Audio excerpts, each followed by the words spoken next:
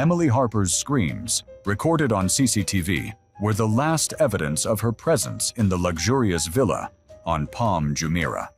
Later, in the bedroom of this villa, gifted to her by Sheikh Khaled al-Mansouri, the police would discover steel rings embedded in the walls.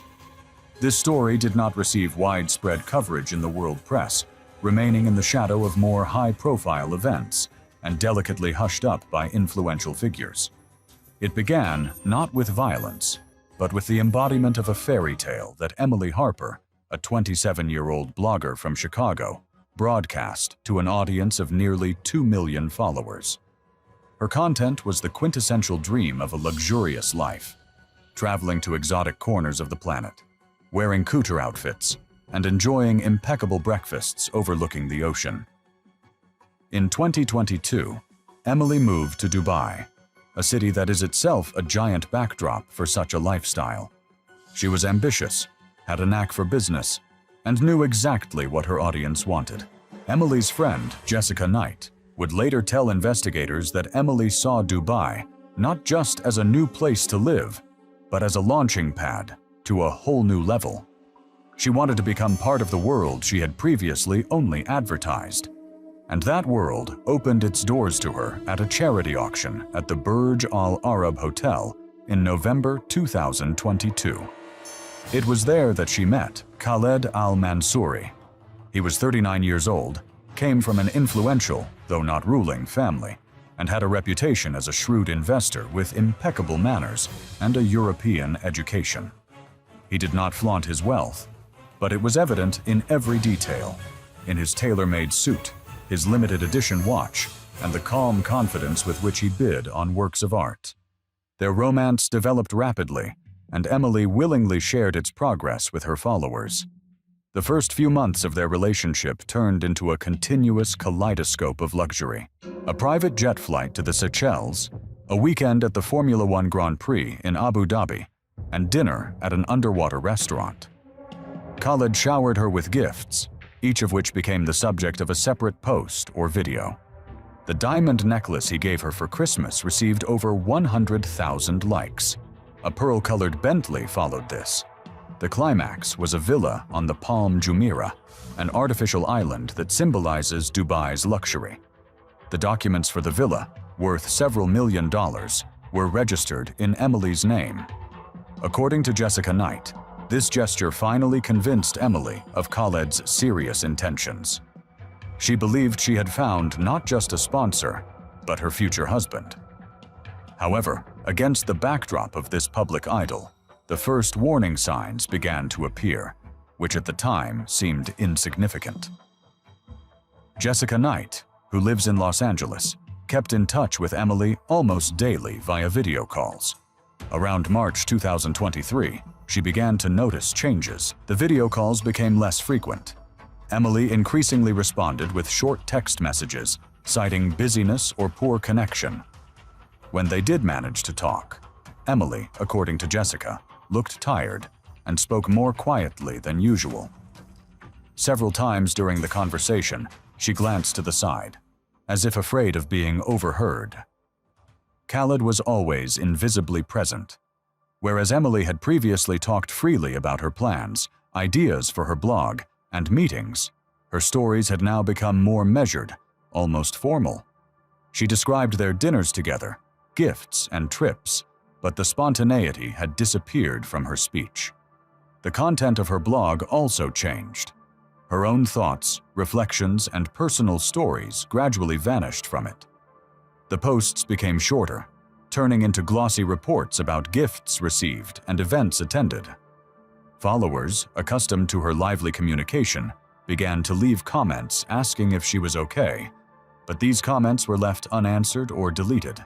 In April, Emily was supposed to fly to Chicago for her mother's birthday. The trip had been planned for several months. A week before departure, she sent her mother a brief message stating that she would be unable to come because Khaled had urgent business plans that required her presence. This was entirely out of character for Emily, who had always been very close to her family. When her mother tried to call her to discuss it, Emily didn't answer the phone and later sent a message saying, Can't talk. Khaled has an important meeting. Love you.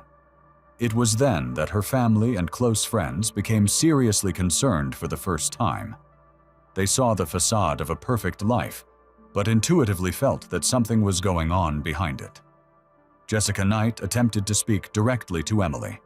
During one of their rare video calls in May, she asked her friend if she felt isolated. Emily froze for a moment, her smile disappearing. According to Jessica, she saw fear in her friend's eyes, but a second later, Emily smiled tensely again and assured her that she was happier than ever, and that Khaled was just very caring and wanted her to be around all the time. This conversation was the last time Jessica saw her friend's face. After that, their communication was reduced to rare, monosyllabic text messages, which, as the investigation would later suggest, may not have been written by Emily herself. The golden cage that Emily had enthusiastically shown to the world began to close, quietly. By the beginning of the summer of 2023, Emily Harper had virtually disappeared from the digital space that was her profession and habitat. Her last Instagram post, dated May 28th, was a professionally taken photo of her and Khaled aboard a yacht against the backdrop of the sunset over the Persian Gulf. The caption was laconic and did not contain Emily's usual personal emotions. Another magical evening. Then there was silence. Millions of followers, accustomed to daily updates, initially left concerned comments. But over time, their activity gave way to speculation and rumors. For her family and close friends, however, this digital silence was deafening. Jessica Knight tried to contact her dozens of times. Calls were dropped after the first ring. Messages on instant messengers were met with monosyllabic, delayed responses devoid of any personality. The style of these messages was strikingly different from Emily's writing. They lacked the emojis, abbreviations, and colloquialisms she always used. Instead of mom, she wrote mum to her mother, and instead of all good, she wrote I'm fine. One of the messages sent to her sister in mid-June contained a grammatical error that Emily, a journalism graduate, would never have made. The family clung to the hope that these were signs of deep depression or the result of total control by Khaled, who could have dictated the texts to her. The thought of physical harm seemed unthinkable. The turning point came on June 29th, Emily's birthday. Family and friends sent her birthday wishes from early in the morning. There was no response, not a single post, not a single story, not a single reply. It was absolutely unthinkable. Emily loved her birthday and always celebrated it in style, sharing every moment with her audience. By the evening of that day, her mother, Catherine Harper, had had a panic attack and decided to take action. Her first call was to Khaled al-Mansouri. He did not answer immediately, calling back a few hours later.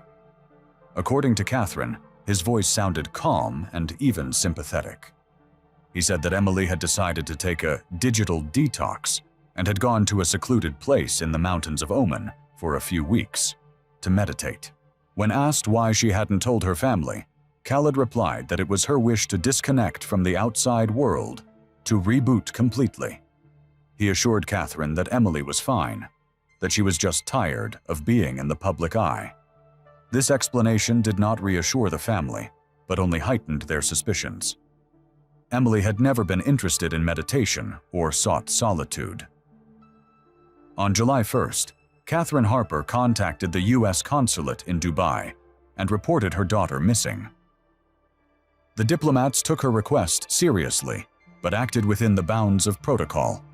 They sent an official request to the Dubai police, asking them to investigate the whereabouts of U.S. citizen Emily Harper. The initial response from law enforcement was cautious. To them, it appeared to be a domestic dispute. A young woman living with a wealthy partner had stopped communicating. Such cases were not uncommon. The officer on duty at the Al Barsha District Police Station, where the request was received, contacted Khaled al-Mansouri by phone. The Sheikh repeated his version of Emily's trip to Oman, expressing slight irritation at being bothered about such a trivial matter. He promised to ask Emily to contact her mother as soon as she returned to an area with network coverage. That was enough for the police at the time. The case was not pursued further. However, Jessica Knight and Emily's other friends decided to take matters into their own hands.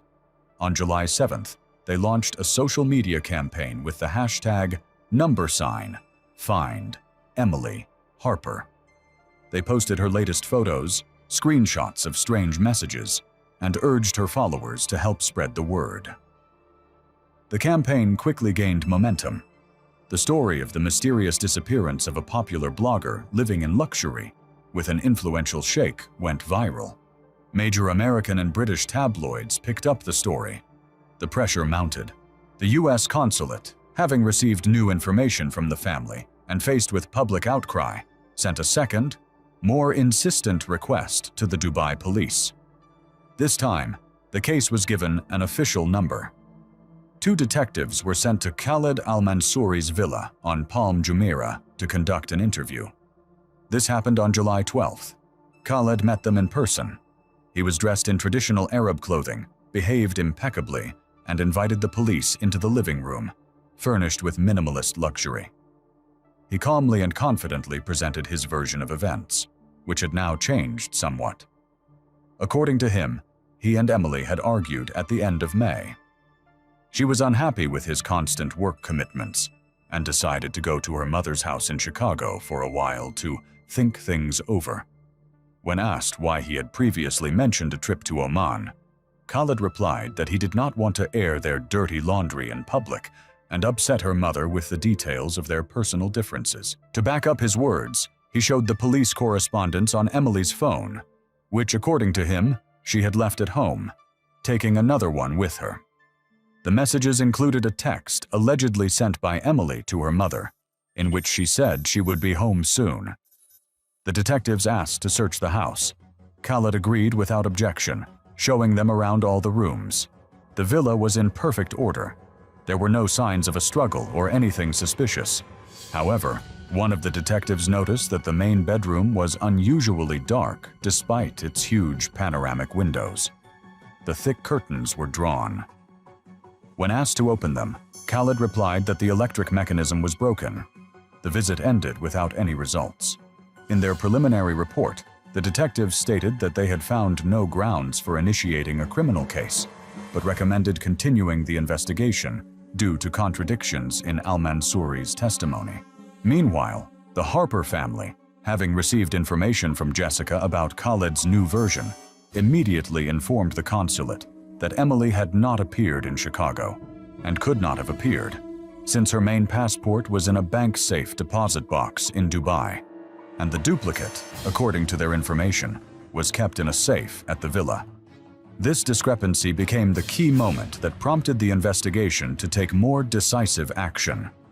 Under pressure from diplomats and amid ongoing media hype, the Dubai prosecutor's office issued a warrant for a full search of the villa and the seizure of all electronic media. Early in the morning on July 15, 2023, several unmarked cars pulled up to the gates of the villa on Palm Jumeirah. The task force, consisting of detectives, forensic experts, and a cybersecurity specialist, presented the search warrant to the stunned security guard. Khaled al-Mansouri, who had been notified of the visit in advance, was waiting for them in the lobby.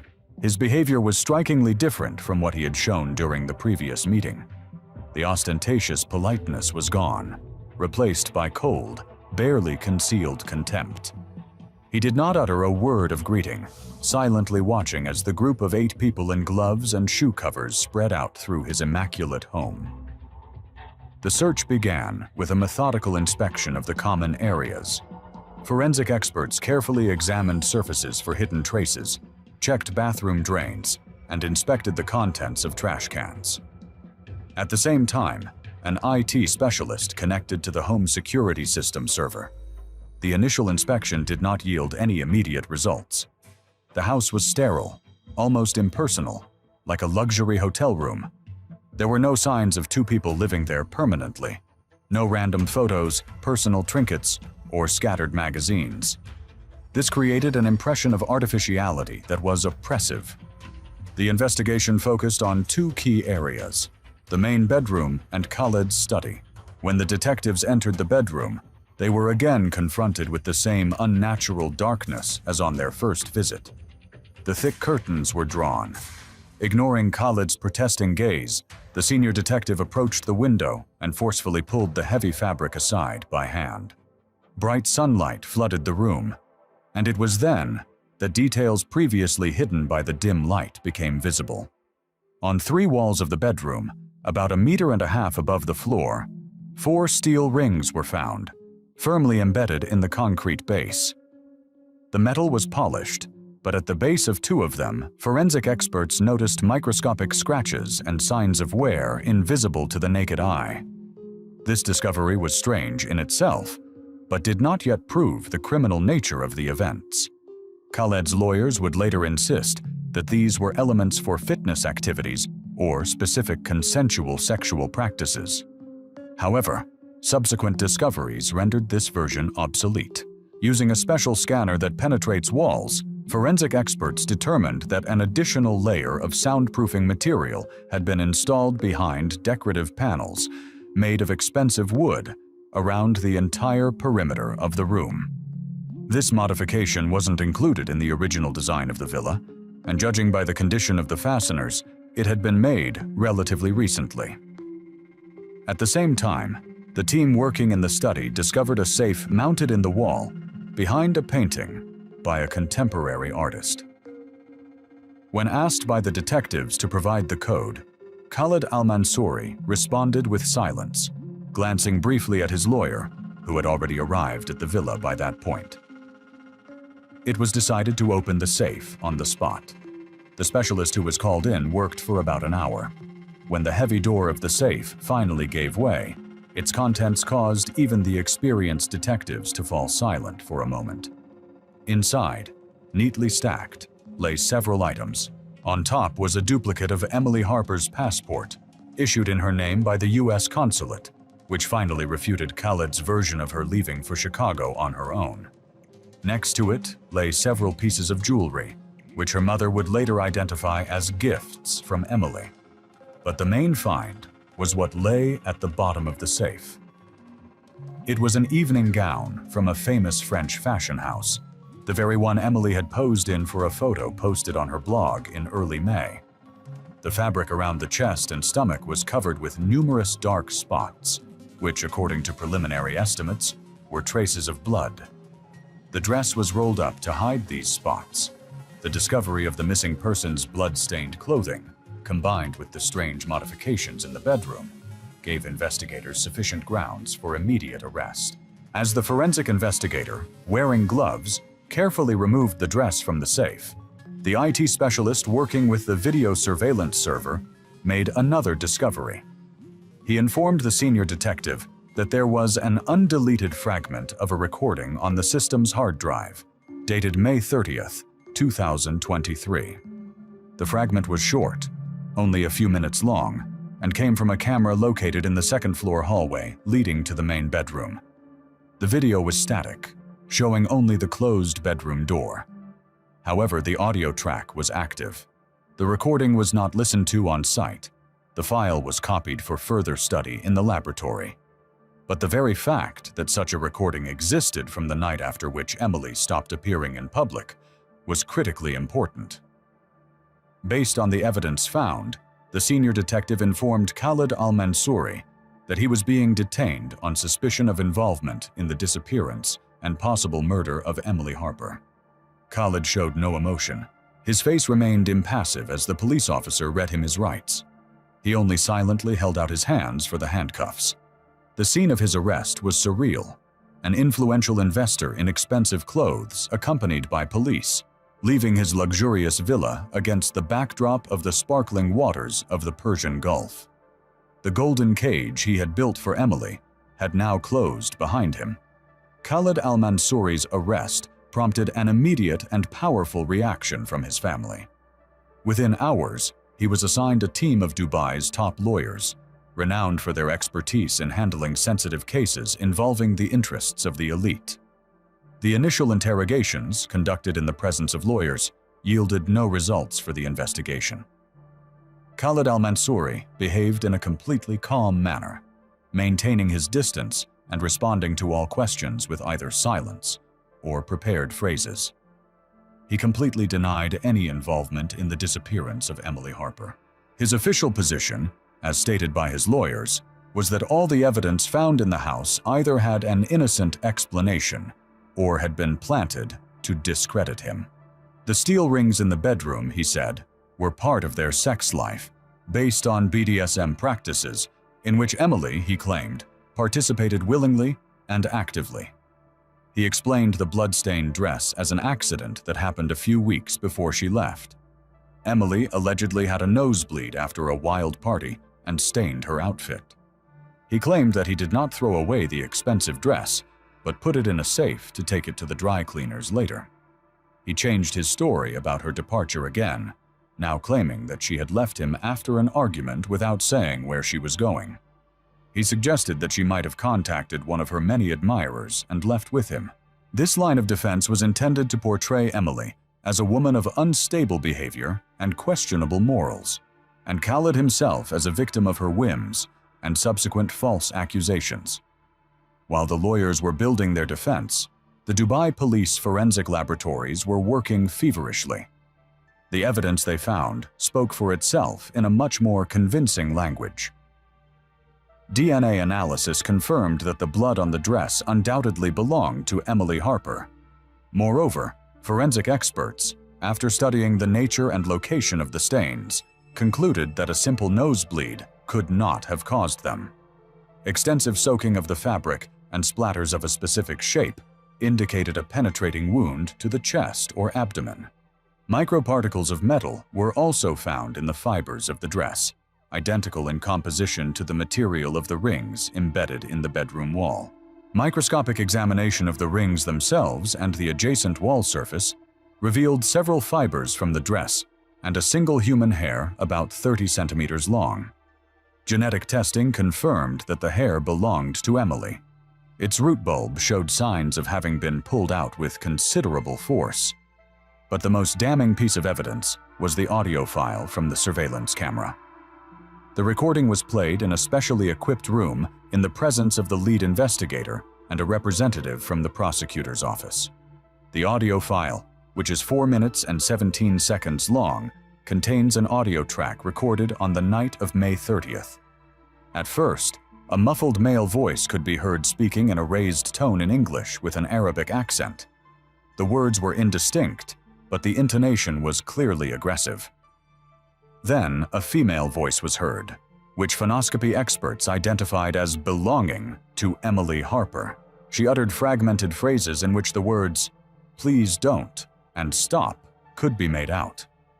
After that, her voice turned into screams. These were not just cries of pain or anger, but cries of terror from an animal. They lasted about 30 seconds, then abruptly stopped. The last 2 minutes of the recording were utterly silent. This audio recording essentially became a document of Emily's last minutes of active resistance. It destroyed the defense's version of consensual BDSM practices and a domestic quarrel. Despite the presence of such compelling evidence, the prosecution faced a serious legal problem. Emily Harper's body had never been found. The absence of the victim's body is one of the most challenging circumstances in murder cases. Khalid al-Mansouri's defense immediately seized on this. The lawyers filed a motion to release their client on bail, arguing that the state had not provided any evidence of Emily Harper's death. They insisted that she was alive and in hiding, and that all the evidence presented was circumstantial and could be interpreted in different ways. A large-scale campaign to shape public opinion began. Articles began to appear in the media controlled by the al-Mansouri family, hinting at Emily's promiscuous lifestyle, her relationships with other men, and her financial problems. Her image was transformed from that of a victim to that of an adventuress who had framed her wealthy patron and staged her own disappearance. The prosecution, however, took a tough stance. Based on a combination of evidence, the results of the dress examination, signs of a struggle in the bedroom, and, most importantly, the chilling audio recording. On July 25, 2023, Khaled Al-Mansouri was formally charged with the premeditated murder of Emily Harper. The court denied his request for bail, stating that he was a flight risk and could interfere with the investigation. The case went to trial. The entire legal world of Dubai held its breath in anticipation of a trial that promised to be unprecedented. The trial of a member of an influential family on charges of murder in the absence of the main piece of evidence, the victim's body. The trial of Khaled Al-Mansouri began in October 2023 and was held behind closed doors, a common practice for cases involving the reputations of influential families in the UAE. Restricted press access meant that details of the hearings were only leaked in the form of rumors and brief comments from lawyers. The prosecution, led by one of Dubai's most experienced prosecutors, based its case not on direct evidence, but on a so-called chain of circumstantial evidence, each piece of which, in their opinion, was inextricably linked to the other. The first witnesses called were Emily Harper's mother, sister, and friend Jessica Knight. Via video link from the US, they told the court about Emily's personality, her character, her plans for the future, and the disturbing changes they had observed in the last months of her life. Their testimony was intended to counter the defense's portrayal of Emily as an unstable adventuress and to present her as a determined young woman who had fallen into a situation of total control and isolation. Then it was the turn of the forensic experts. One after another, they presented the results of their investigations to the court. A DNA analysis specialist confirmed that the blood on the dress was a 100% match with Emily's genetic material. A forensic expert concluded that the nature of the injury that led to such bleeding was highly likely to be incompatible with life. The engineer who examined the bedroom presented a detailed report on the additional soundproofing, which, in his estimation, had been installed no earlier than 2 months before the girl's disappearance. The climax of the prosecution's presentation was the demonstration of an audio recording. In the complete silence of the courtroom, the sounds documenting the last moments of Emily's struggle were heard. According to the transcript, while listening to the recording, Emily's mother, who was watching the proceedings via video link, lost consciousness. Khaled Al-Mansouri, who had previously maintained a stony expression, showed signs of agitation for the first time. According to eyewitnesses, he clenched his fists so tightly that his knuckles turned white. The defense acted aggressively and methodically, attempting to identify a weak link in each part of the prosecution's chain. The lawyers questioned the integrity of the evidence collection, hinting at the possibility of its falsification. They called their own expert witness, who stated that the interpretation of the bloodstains could be ambiguous. They presented the court with the testimony of 2 European witnesses who claimed to have seen a woman resembling Emily Harper at Dubai Airport in early June. However, during cross-examination, the prosecutor easily refuted their testimony, pointing out serious discrepancies in their descriptions of her appearance and the fact that both witnesses had previously had business dealings with one of the companies owned by the Al-Mansouri family. The primary and unchanging trump card of the defense remained the absence of a body. How can you try someone for murder if there is no evidence that the alleged victim is dead? The lead attorney asked rhetorically in his closing statement. She could have left, gone into hiding, started a new life. The prosecution is building its case on a house of cards, not on a rock of facts. Parallel to the trial, the police conducted one of the most significant search operations in Dubai's history. Investigators analyzed data from hundreds of surveillance cameras and tracked the movements of Khaled's cars between May 30th and June 5th. Particular attention was paid to his night trip on May 31st, when his vehicle left the city and headed towards the Rub al-Khali desert. For several weeks, special teams with dogs and equipment for deep soil scanning combed through hundreds of square kilometers of lifeless desert. Divers were brought in to search the coastal waters near Palm Jumeirah, but all efforts were in vain. Emily Harper's body was never found. On January 21, 2024, after 3 months of hearings, the court retired to deliver its verdict. The decision was announced 2 days later. The panel of judges found Khaled al-Mansouri guilty of the premeditated murder of Emily Harper. In explaining the verdict, the judge stated that, despite the absence of a body, the body of circumstantial evidence presented was complete, irrefutable, and left no reasonable doubt as to the defendant's guilt. The audio recording was recognized as key evidence documenting the act of violence that led to death. Khaled al-Mansouri was sentenced to life imprisonment. His family subsequently filed numerous appeals, but higher courts rejected all. He is serving his sentence in Dubai Central Prison. This case became a landmark for the UAE legal system, setting a precedent for a murder conviction based solely on circumstantial evidence.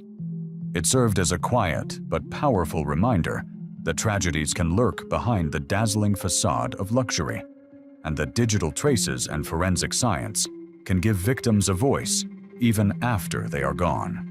Emily Harper's family was never able to bury their daughter. The desert that swallowed her body keeps its secret, leaving only the dry facts of the criminal case and a chilling audio recording as the only memorial to a life cut short. A 19-year-old student from Kazan came to Dubai for an intellectual competition, and 5 weeks later, she was found in a glass aquarium with her skin peeled off her legs and her eyes gouged out. What happened to Sabina Rakhimova remains a mystery that the authorities of the United Arab Emirates prefer not to disclose.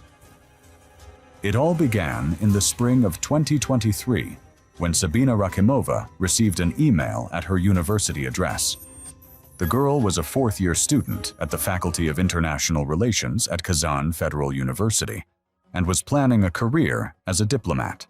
The email came from an organization called Future Muslim Women, an international educational project that supposedly sought talented girls from Islamic countries to participate in a conference in Dubai. The sender introduced himself as the project coordinator, Amir Hassan, and said that Sabina had passed the preliminary selection based on her academic achievements and an essay on the role of women in the modern Islamic world, which she had published in a student magazine. The letter contained an invitation to a 3-day conference with all expenses paid, including airfare, accommodation in a 5-star hotel, and per diem. The event was to be held under the patronage of Sheikh Talal Al Nahyan, a member of the ruling family of Abu Dhabi. Sabina was thrilled. During her 3 years of study, she had established herself as one of the best students in her class, was fluent in English and Arabic, and actively participated in United Nations model conferences. The opportunity to take part in an international event of this level seemed like an incredible stroke of luck and an important step for her future career. Sabina's parents, Rashid and Aliya Rakhimov, were somewhat apprehensive about the trip. Her father worked as an engineer at a chemical plant in Nizhnekamsk, and her mother taught the Tatar language at school. The family lived modestly, and such opportunities seemed too good to be true. Rashid even offered to accompany his daughter, but the organizers explained that the program was strictly for individual participation. Sabina spent 2 weeks preparing a presentation on the prospects for women's education in Central Asia. She studied the biographies of the other participants listed on the project website: girls from Pakistan, Indonesia, Malaysia, Egypt, Morocco, Tunisia, and other countries in the Islamic world. They all looked like educated and ambitious young women between the ages of 18 and 25. A week before departure, Amir Hassan sent Sabina a detailed program of events. The first day included registration of participants and an evening reception at the Opus Hotel in Business Bay, one of the most prestigious areas of Dubai. The second day was devoted to panel discussions on women's leadership in Islam, entrepreneurship, and social initiatives. The third day included a cultural program and the closing of the conference with the presentation of certificates. On June 8, 2023, Sabina flew from Kazan to Dubai via Moscow. On the plane, She took several selfies and posted them on social media with a caption saying that she was flying to an international conference and was very excited. Her last Instagram post was made at Dubai Airport. A photo of the arrivals hall with an emoji of the United Arab Emirates flag and a heart. At the airport, she was met by a driver holding a sign with her name written in Latin letters. The man introduced himself as Ahmed and said he would take her to the hotel. On the way, he explained that the other participants had already arrived and that tomorrow morning everyone would meet for breakfast to get acquainted and receive the program of events. The Opus Hotel was truly impressive. The unusually shaped building, designed by renowned architect Zaha Hadid, was located in the heart of the business district. Sabina's room was on the 22nd floor with a panoramic view of the Dubai skyline. The girl was amazed by the luxury of the interior and immediately took a video for her subscribers, saying that she had never lived in such conditions before. That evening, Sabina went down to the hotel restaurant, where a welcome dinner was to be held. In the lobby, she was met by a middle-aged woman in a strict business suit who introduced herself as Fatima Al-Zahra, the project coordinator. She explained that the other participants had already gathered in a private room and that Sabina was a little late due to a flight delay. Fatima escorted Sabina to the elevator, which went up to the 38th floor, where the hotel's VIP rooms were located. About 15 young women were sitting in the spacious room with huge windows overlooking the city. All were dressed in elegant but conservative outfits, and most wore hijabs of various colors. The atmosphere seemed friendly and relaxed. Sabina was introduced to the other participants. Among them were Aisha from Pakistan, who was studying international law, Noor from Indonesia with a degree in economics, and Layla from Morocco, who specialized in Islamic philosophy. All the girls spoke good English and gave the impression of being educated and ambitious young women. Dinner took place in a relaxed atmosphere. The participants discussed their projects, shared their plans for the future, and talked about their countries. Sabina felt a little awkward because of the language barrier. Her English was good for academic purposes, but in an informal setting, she sometimes struggled to find the right words. Nevertheless, the other girls were friendly and patient. Around 10 p.m., Fatima announced that the program would start early the next day, so everyone should get a good night's rest. She handed out bags with conference materials, including the schedule, maps of Dubai, and souvenirs with the project logo. Sabina returned to her room in high spirits and sent her parents a message saying that everything was going well and that the other participants were very interesting. On the morning of June 9th, Sabina woke up early and immediately checked the schedule.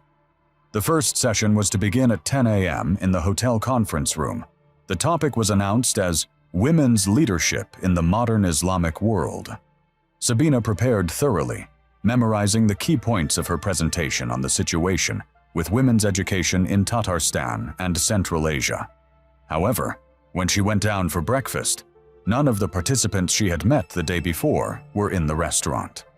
The reception desk explained that the program had been changed at the last minute, and that the new schedule would be brought to her room. Sabina felt uneasy, but decided that such changes in the programs of international events were commonplace. Around noon, there was a knock on her door. Standing outside were two men in suits who introduced themselves as hotel security guards. They explained that there had been an incident with the hotel's security system and that all guests were being asked to temporarily hand over their mobile phones and laptops for inspection. The men were polite but insistent, and Sabina, not wanting to cause any trouble, handed over her devices. After that, all contact with the outside world was cut off. Sabina's parents began to worry the next day when their daughter did not respond to their messages. Rashid Rakimov tried to call the hotel, but was told that no guest with that name was registered there.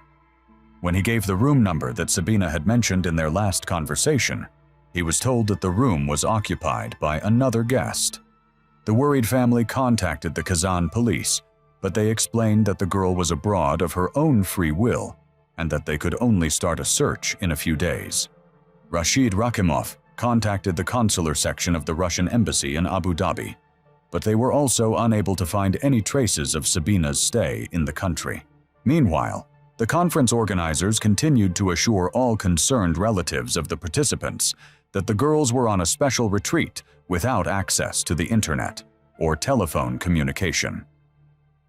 Amir Hassan explained in an email that this was part of a spiritual development program personally designed by Sheikh Talal, and that the participants would return to normal in a few weeks. This explanation might have reassured the parents, were it not for one detail. On June 14th, 6 days after her daughter's disappearance, Aliya Rakimova received a short message from Sabina's number. It contained just a few words in Tatar. Anne, Mina Yaksi. Kaitu, Mom, I'm fine. I'll be back. The message arrived at 4 a.m. Moscow time, which was 5 a.m. in Dubai. The mother immediately realized that the message was not written by her daughter. Sabina never wrote to her parents in Tatar in messages. Everyone in the family communicated in Russian, and Tatar was only used in conversation. In addition, the girl always called her mother Mom and not Anne, a more formal address that she would only use with older strangers.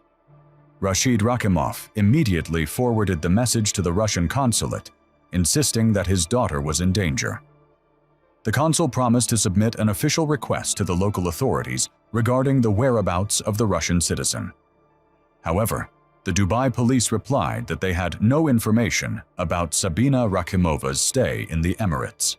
Days passed, and no information about the girl's fate was received. Her parents turned to journalists, social media, and human rights organizations. The story began to receive attention in the Russian media, especially in Tatarstan. However, all attempts to obtain an official response from the authorities of the United Arab Emirates were met with silence. On June 28th, 20 days after his daughter's disappearance, Rashid Rakimov decided to fly to Dubai himself. He took time off work and borrowed money from relatives for tickets and a visa. At the Dubai airport, he was met by an employee of the Russian consulate, who accompanied him to the police station to file an official missing person report. The police officer who took the report behaved formally and disinterestedly. He recorded the basic information about Sabina, but when Rashid began to describe the circumstances of her disappearance, the officer interrupted him, saying that many young tourists disappear in Dubai for a few days and then reappear in other emirates or neighboring countries. He advised Rashid to wait another week before panicking. Rashid spent 5 days in Dubai, visiting hospitals, morgues, hotels, and travel agencies. No one knew anything about his daughter.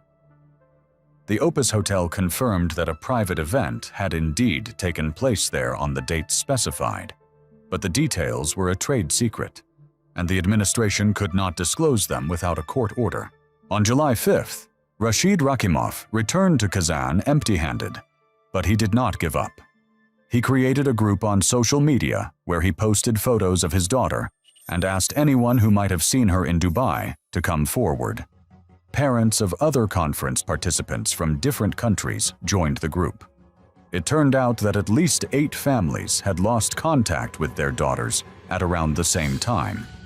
Nur Sari's mother from Jakarta was particularly active, coordinating efforts between the families of the missing girls.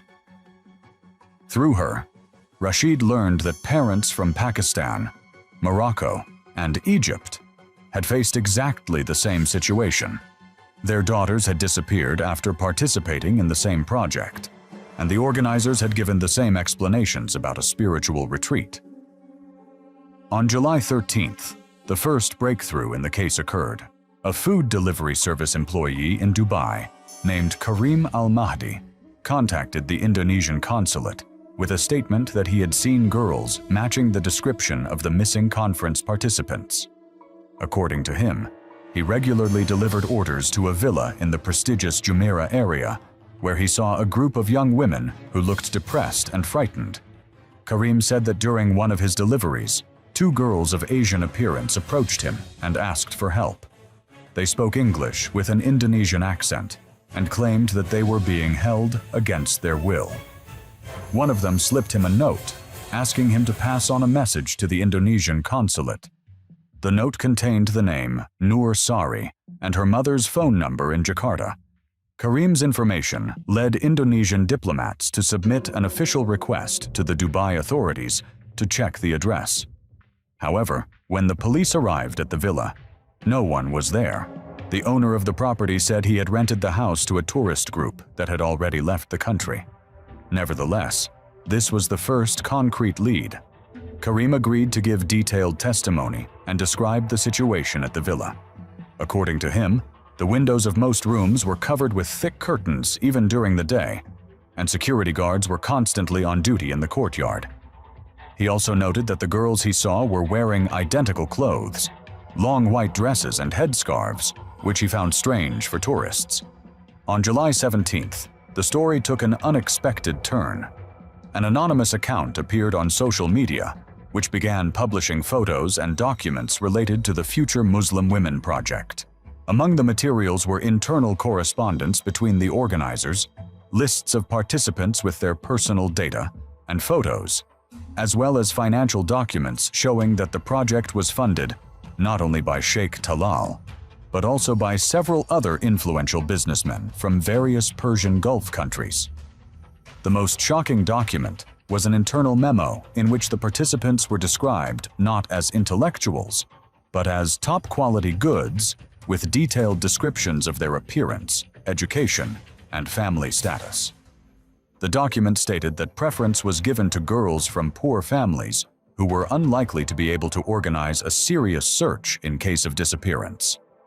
An anonymous source also published an audio recording that was allegedly made by one of the missing participants. The recording featured a female voice speaking English with a noticeable accent. "My name is Aisha Khan. I am from Karachi. If anyone hears this, please tell my family that I am alive, but cannot return home. We are being held in a house where we are not allowed to leave." Sabina from Russia tried to escape, but she was caught and beaten. I haven't seen her since that day. The recording was analyzed by experts who confirmed that it had not been edited. The voice matched that of Aisha Khan, a 20-year-old student from Pakistan who was among the missing conference participants. This was the first direct evidence that the girls were indeed being held against their will. After the publication of this material, the authorities of the United Arab Emirates commented on the situation for the first time. A Dubai police spokesman said that an investigation was underway into an organization that may have been engaged in fraud under the guise of educational programs, but denied any evidence of coercion or human trafficking. At the same time, Sheikh Talal Al Nahyan issued a statement through his representatives in which he categorically denied any connection with the disappearance of the conference participants. He claimed that his name had been used by fraudsters without his knowledge, and that he was ready to cooperate with the authorities in investigating the case. By that time, the project's official website had already been shut down, and all email addresses associated with it were no longer responding. Early in the morning on July 19th, cleaning staff at the Opus Hotel discovered a large glass aquarium in one of the banquet halls on the 38th floor, left over from a private event held the day before.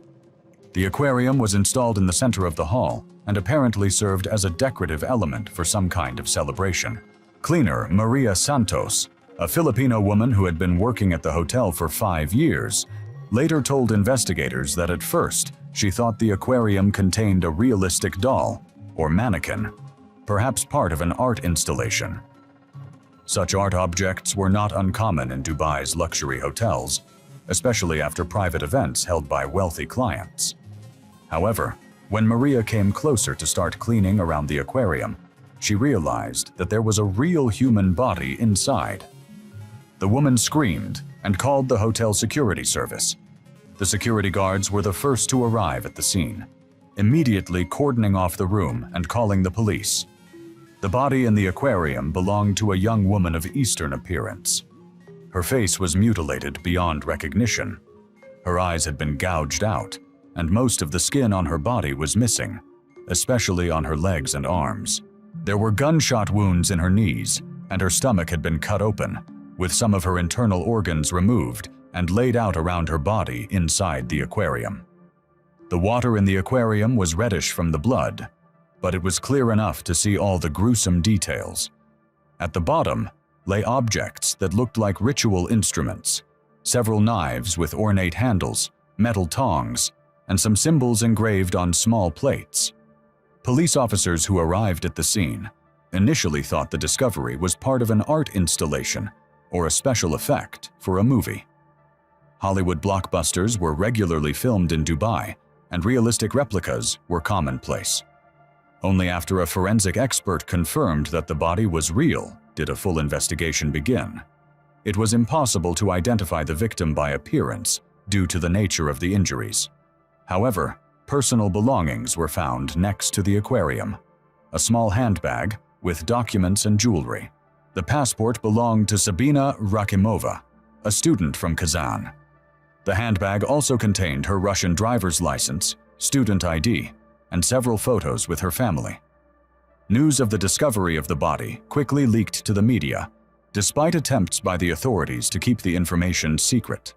An anonymous source in the Dubai police provided journalists with photos of the scene, which soon appeared on the internet. The images were so shocking that most publications refused to publish them, even with blurring. Rashid and Aliya Rakimov learned of their daughter's death not from the official authorities, but from news reports on social media. The Russian consulate contacted them only a few hours after the information became public. The consul expressed his condolences and assured them that he would seek a full investigation into the circumstances of Sabina's death. However, the official investigation faced obstacles from the outset. The hotel administration claimed that it did not know who had organized the event in the banquet hall, as the rental had been arranged through third parties. The company listed as the tenant in the documents turned out to be non-existent. There was an empty office at the address provided, and the phone numbers did not answer. The hotel's CCTV recordings for the period from July 15th to 19th were mysteriously damaged due to a technical malfunction. The hotel security service managed to recover only a few short fragments showing people in dark clothes and masks carrying some objects through the corridors, but it was impossible to make out their faces. The autopsy confirmed that Sabina had been subjected to prolonged torture before her death. The forensic expert determined that the skin had been removed from the living victim, her eyes gouged out, and her knee joints shot with a small caliber weapon. Death was caused by blood loss and pain shock, but the process of torture continued for several hours, possibly days. Investigators were particularly alarmed by the fact that the nature of the injuries was clearly ritualistic. Experts on religious cults suggested that the murder was committed as part of some kind of satanic ritual or occult ceremony. The symbols found in the aquarium did not correspond to any known religious traditions, but bore similarities to the attributes of secret societies. On July 21st, the investigation received another important piece of evidence. Karim al-Mahdi, a delivery service courier who had previously reported the suspicious villa, contacted the police and told them what he had seen a few days before the body was discovered. According to him, on the evening of July 18th, he was delivering an order to a private residence in the Palm Jumeirah area and witnessed a strange scene. Karim said he saw a group of people in black hoodies unloading a large glass container from a minibus. He couldn't see what was inside the container, but he noticed that the people were handling it very carefully, as if it were something fragile and valuable. Karim remembered the address of the residence because he got lost and spent a long time looking for the right house. When the police arrived at the address, the residence was empty. Neighbors said that the house belonged to a local businessman, but he had been abroad for several months. Inside the house, investigators found traces of a recent large gathering of people, leftover food, cigarette butts, empty water bottles. In the basement of the residence, a room was found with walls covered in strange drawings and symbols painted in red. In the center of the room stood an altar made of black stone, with a 5-pointed star inverted with its tip pointing downwards. Next to the altar lay ritual objects, candles, knives, metal bowls, and some manuscripts in Arabic. An examination showed that the red paint on the walls contained traces of human blood. DNA analysis confirmed that the blood belonged to several different people, including Sabina Rakhimova. This meant that the girl had spent some time in this house before her death and had been abused there. The discovery at the residence gave the investigation a new direction. It became clear that Sabina's murder was not a random crime, but part of the organized activities of a group of people who practiced some form of Satanism or occultism. The nature of the symbols and ritual objects indicated that the group had a complex hierarchy and operated according to a pre-planned scheme. On July 23rd, an anonymous source sent an audio recording to several international media outlets, which was allegedly made during one of the rituals. The recording contained women's screams, men's voices reciting some kind of incantations in Arabic, and sounds that could be blows or torture. An expert analysis confirmed the authenticity of the recording, but it was impossible to identify the speakers. Linguists determined that the incantations were recited in classical Arabic using archaic forms characteristic of medieval occult texts. This indicated that the organizers of the rituals had serious knowledge of ancient magical practices. The recording also contained a female voice uttering phrases in Russian. "Please stop. I want to go home. Mom, help me." Phonoscopic analysis showed a high probability that this was the voice of Sabina Rakhimova, although it wasn't possible to establish this with absolute certainty, due to the quality of the recording and distortions caused by fear and pain. On July 25th, the investigation gained new momentum thanks to the testimony of 2 Indonesian girls who managed to escape from captivity. Nur Sari and Devi Lestari were found by Indonesian consulate officials at a medical center in Dubai, where they sought help in a state of extreme exhaustion and psychological shock. The girls told a horrific story about what happened to the conference participants after their arrival in Dubai. According to them, after the first day, when everyone was introduced to each other, they were taken to a villa in the Jumeirah area under the pretext of changing locations for more private discussions. There, their documents and phones were immediately taken away, with the explanation that this was a necessary security measure. Noor told investigators that there were about 20 girls from different countries in the house. They were all placed in rooms with no windows, or with boarded-up windows. They were only allowed to leave their rooms when accompanied by guards, and attempts to communicate with each other were strictly suppressed. They were fed once a day with meager food and given limited portions of water. Devi added that a few days after their arrival, what the organizers called training sessions began. The girls were forced to memorize texts in Arabic, the content of which was not explained to them. Those who refused or did not memorize well were subjected to physical punishment. They were beaten, deprived of food, and locked in dark rooms. According to witnesses, Sabina resisted from the very beginning. She refused to participate in the training sessions, demanded that her documents and phone be returned, and threatened to contact the Russian consulate. The organizers first tried to break her will through psychological pressure, but when that didn't work, they resorted to more harsh methods. Noor recalled how one night Sabina was taken from the shared bedroom by several masked men. She was returned only in the morning, unconscious, with bruises all over her body and burns on her arms and legs. After that, the Russian girl became more submissive, but her eyes showed despair. Both witnesses described rituals that were performed in the basement of the villa several times a week. The participants were forced to attend these ceremonies as spectators, explaining that it was part of their education. The rituals included animal sacrifices, reciting spells, and various sadistic acts. Devi said that the leader of the group was a middle-aged man whom everyone called Master Ibrahim. He wore a black hooded robe and never removed the mask covering the lower half of his face. He conducted most of the rituals and gave orders to the other members of the group, which consisted of about 10 people. According to the girls, the group members spoke Arabic among themselves, but sometimes switched to English. Some of them had clearly Western names and accents, which indicated the international nature of the organization. Noor remembered that one of the men introduced himself as David and spoke with an American accent, while a woman named Angelica spoke with a French accent. According to the witnesses, the most frightening ritual was the last one they witnessed. It happened about a week before their escape. Sabina was brought to the basement in a white dress, her hands tied behind her back. Master Ibrahim gave a long speech in Arabic, calling her a rebellious victim who must atone for her pride.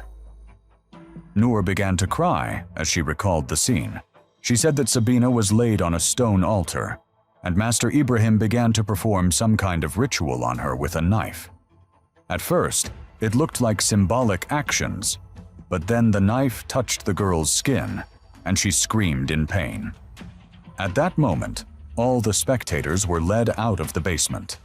Devi added that they did not see Sabina again the next day.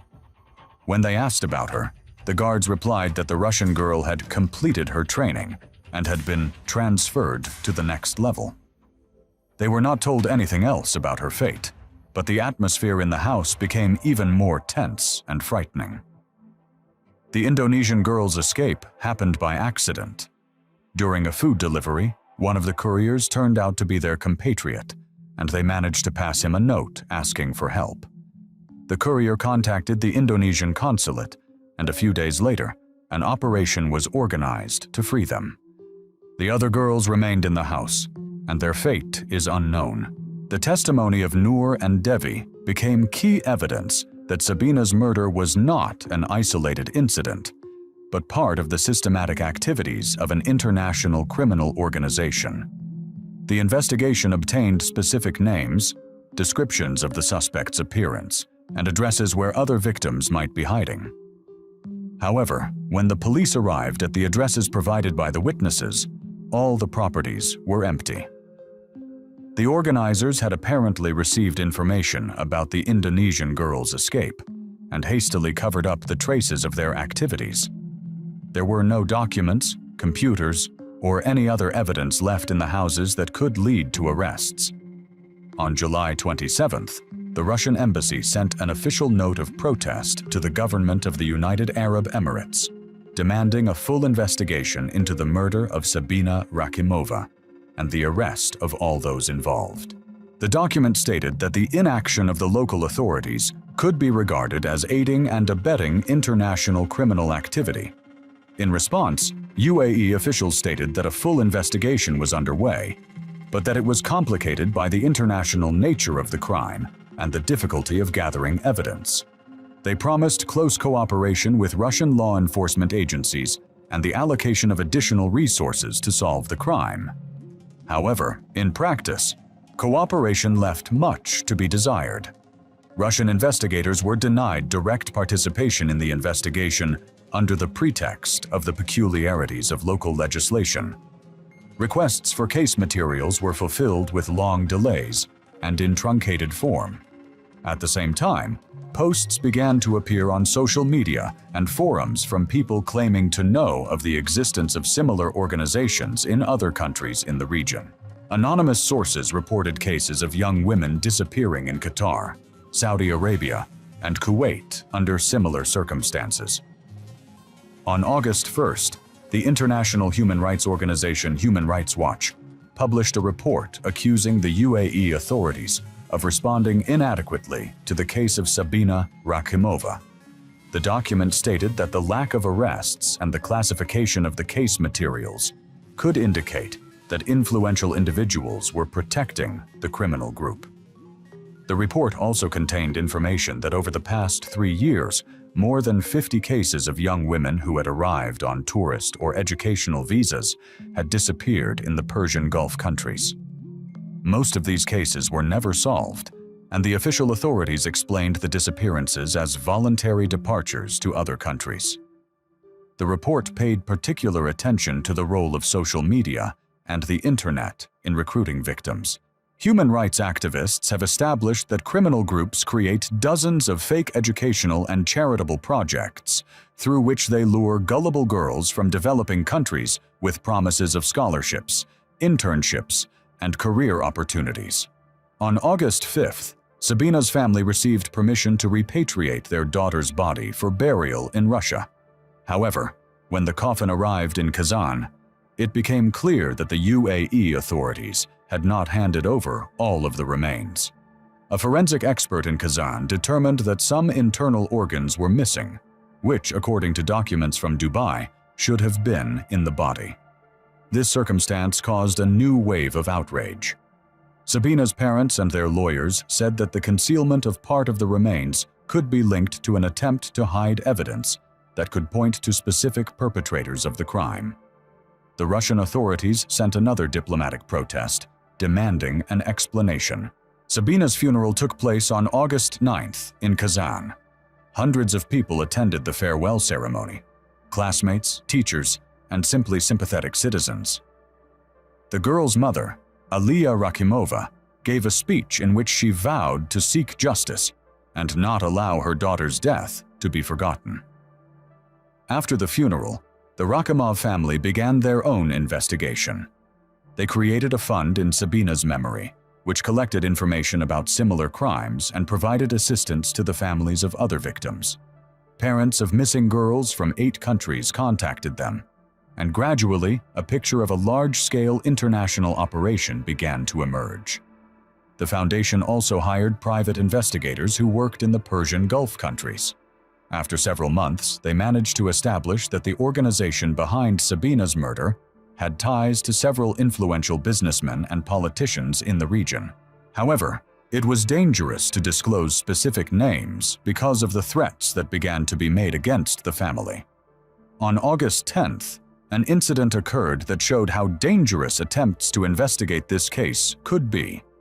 Rashid Rakimov received an anonymous call in which a male voice with an Arabic accent warned him to stop his provocative activities. Otherwise, his family could repeat the fate of his daughter.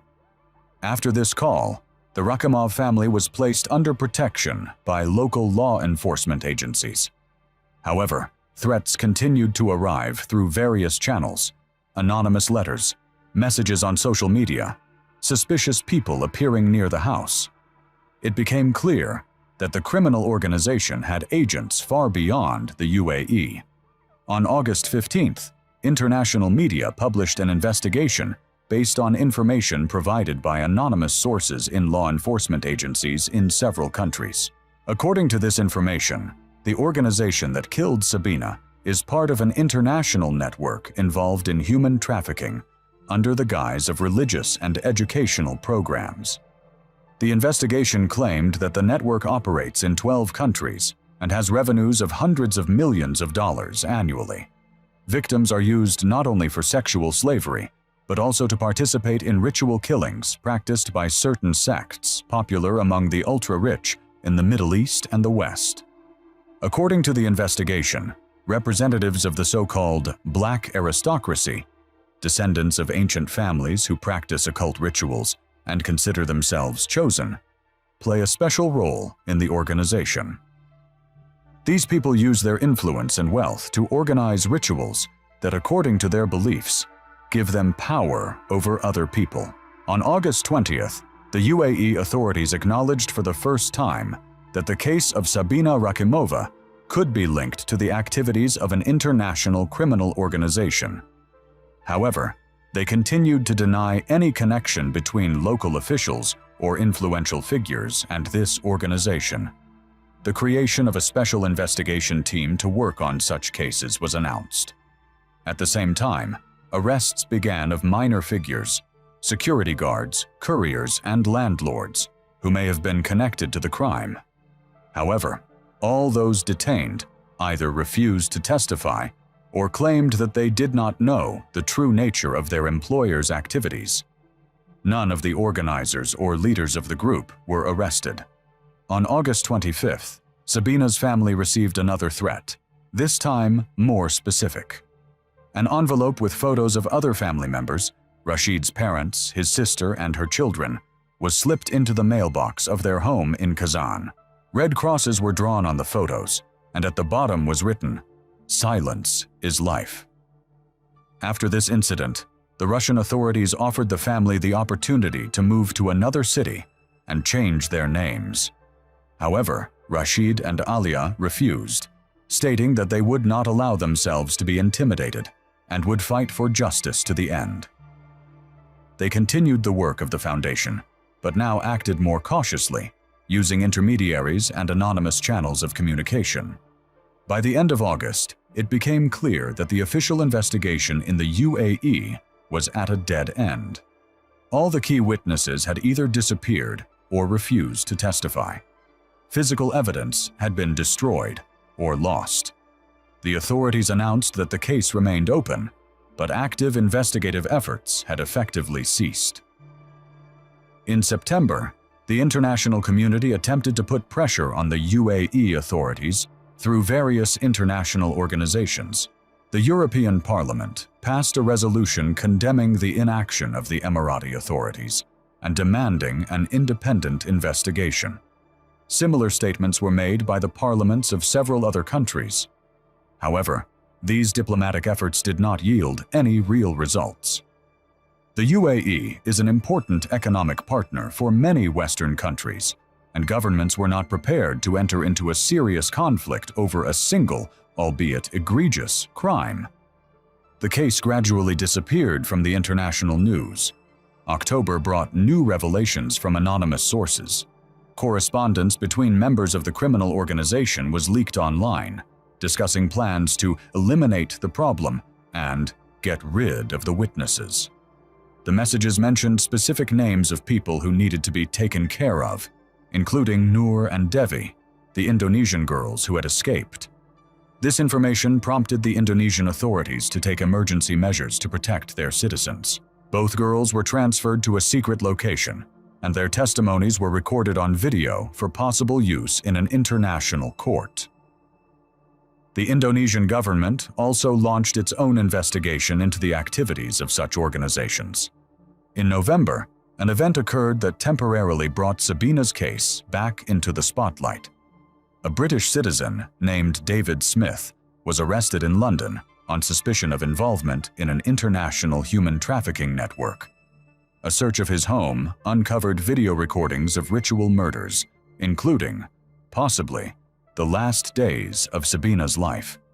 Smith's arrest was the result of a months-long investigation by British police, who were tracking international financial flows linked to human trafficking. It turned out that the suspect regularly transferred large sums of money to accounts in various offshore zones, and then this money was used to finance criminal activities in the Persian Gulf countries. David Smith agreed to cooperate with the investigation in exchange for a reduced sentence. His testimony confirmed that Sabina's murder was part of an elite club for ultra-wealthy clients who paid millions of dollars to participate in ritual killings. The organization operated under the guise of charitable and educational projects, luring victims from poor families around the world. Smith named several participants, including an American billionaire, a French socialite, and 2 members of Gulf royal families. However, by the time the information was passed on to Interpol, all of the individuals named had disappeared. Their accounts had been closed, their real estate sold through front men, and they themselves had vanished into the system of offshore jurisdictions. Video recordings found in Smith's possession became key evidence in the case. One of them recorded the last night of Sabina's life. The girl, tied to the altar, recited prayers in the Tatar language, while the participants in the ritual stood around her in masks and robes. The recording ended at the moment when one of them raised a knife. Experts confirmed the authenticity of the video. The faces of most of the participants were hidden, but their voices and gestures made it possible to establish that they were citizens of at least 5 countries. One of the voices belonged to a woman with a French accent, presumably the same Angelique described by the Indonesian witnesses. In December 2023, a British court sentenced David Smith to 25 years in prison for participating in human trafficking and aiding and abetting murder. This was the only real sentence in the Sabina Rakimova case. The other members of the organization went unpunished. The UAE authorities declared the case closed due to insufficient evidence to prosecute specific individuals. Sheikh Talal Al Nahyan publicly denied any connection to the crime and filed lawsuits against several media outlets to protect his honor and dignity. Most of the lawsuits were successful. Sabina's family continues to work with the foundation established in her memory. In 2 years, they have managed to help find traces of 13 more missing girls from different countries. 3 were found alive in private clinics in Switzerland and Austria, where they had been placed after participating in rituals that broke their psyche. The rest are still missing. Sabina's mother, Aliya Rakimova, runs a blog where she publishes new information about the activities of such organizations. She has been summoned for questioning several times as a distributor of false information, but no criminal cases have been opened. The family lives under constant security protection. Threats continue to come in. The Future Muslim Women Project has disappeared without a trace. Its website is closed, and the organizers have vanished. However, experts from Sabina's foundation have identified at least 12 similar projects that continue to operate in different countries under different names. The scheme remains the same. Young, educated girls are lured with promises of scholarships and career opportunities.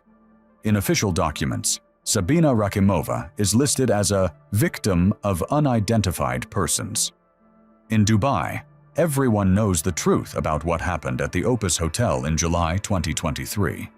But this truth remains buried under layers of diplomatic silence, corruption, and fear of powerful people for whom human life is just entertainment for big money.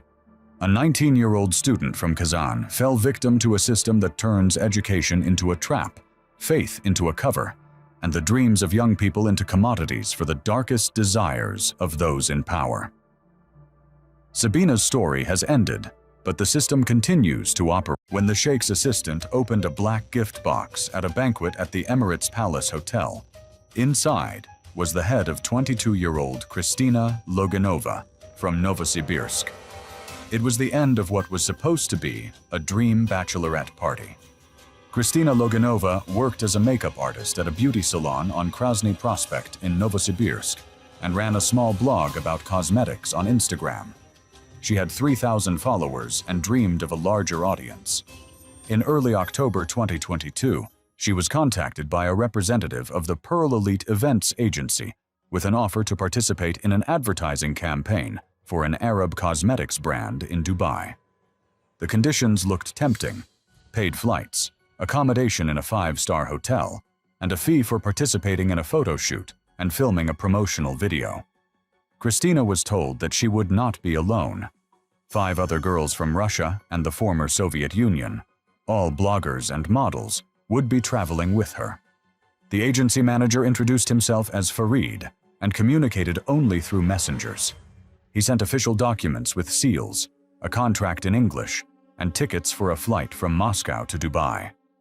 Kristina showed the documents to her friend Anna, who worked as a lawyer. Anna said that the papers looked genuine, although some of the wording seemed strange to her. She was particularly confused by the clause stating that the participants undertook not to disclose details of the event until it was over, and to hand over their phones to the organizers for the duration of the shoot, to ensure confidentiality. On October 10th, Kristina flew to Moscow, where she met the other participants at Domodedovo Airport.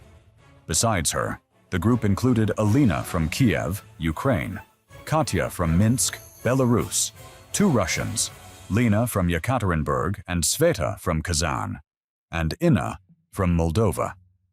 All the girls were about the same age, between 20 and 25, and all had blogs about beauty or fashion. At the airport, they were met by a middle-aged man who introduced himself as a representative of the agency and accompanied them to check in for their flight. The flight went smoothly. In Dubai, the girls were met by 2 men in business suits who spoke English with an Arabic accent. They were taken to the Atlantis The Palm Hotel, where each was given a separate room. The first day was exactly as the organizers had promised: a photo shoot by the pool, lunch at the hotel restaurant, and a trip on a yacht for sunset photos. Christina posted photos on her stories and wrote to her friend in Novosibirsk that everything was going great. On the second day, the program changed. The girls were told that most of the filming would take place at a private villa where there were better conditions for work. They were taken to different addresses, explaining that this was due to technical requirements. Each would be filmed in an individual look. Christina was taken to a villa in the Jumeirah area, where she was met by 3 men and a middle-aged woman. The woman spoke Russian and introduced herself as the project coordinator. The villa was large and expensive, but the atmosphere quickly became tense. Christina's phone was taken away, explaining that it was a security requirement. All filming must be done on professional equipment without any material leaks. She was given a room on the second floor and told that the main filming would begin tomorrow. Dinner was brought to her room, and the door was locked from the outside. When she asked when she would be able to contact home, she was given an evasive answer. After all, the filming was completed. The third day began with Christina being brought new clothes and cosmetics, as well as several wigs of different colors. The coordinator explained that different looks would be needed for the shoot. The first photo shoot took place in the villa's living room, where Christine was photographed in evening dresses. Then she was asked to change into more revealing clothes. When she refused, she was told that this was a requirement of the client, and that if she did not comply with all the terms of the contract, it would be terminated, and she would be forced to reimburse the costs of her flight and accommodation. By the evening of the third day, the atmosphere had completely changed. Several men in expensive suits arrived at the house and spoke to each other in Arabic. The coordinator told Christina that today there would be a special shoot for the brand's VIP clients. The girl became frightened and demanded her phone back so she could contact her family. In response, she was told that her phone would only be returned after all the terms of the contract had been fulfilled. It was then that Christina managed to secretly use an old phone that she had brought as a spare and which had gone unnoticed during the search. She recorded a voice message to her friend Anna. "They took our phones. We were told that only official photos would be taken. It's not as fun here as it is in the photos. Honestly, it's scary. And the guys are weird." The message was sent via Messenger at 11 p.m. on October 13, 2022. On the fourth day, Christina was awakened early in the morning and told that she had a meeting with the project's main investor. They made her put on professional makeup, did her hair, and dressed her in an expensive dress. When she tried to refuse again, one of the guards grabbed her arm so hard that it left bruises. The coordinator coldly explained that she had no choice.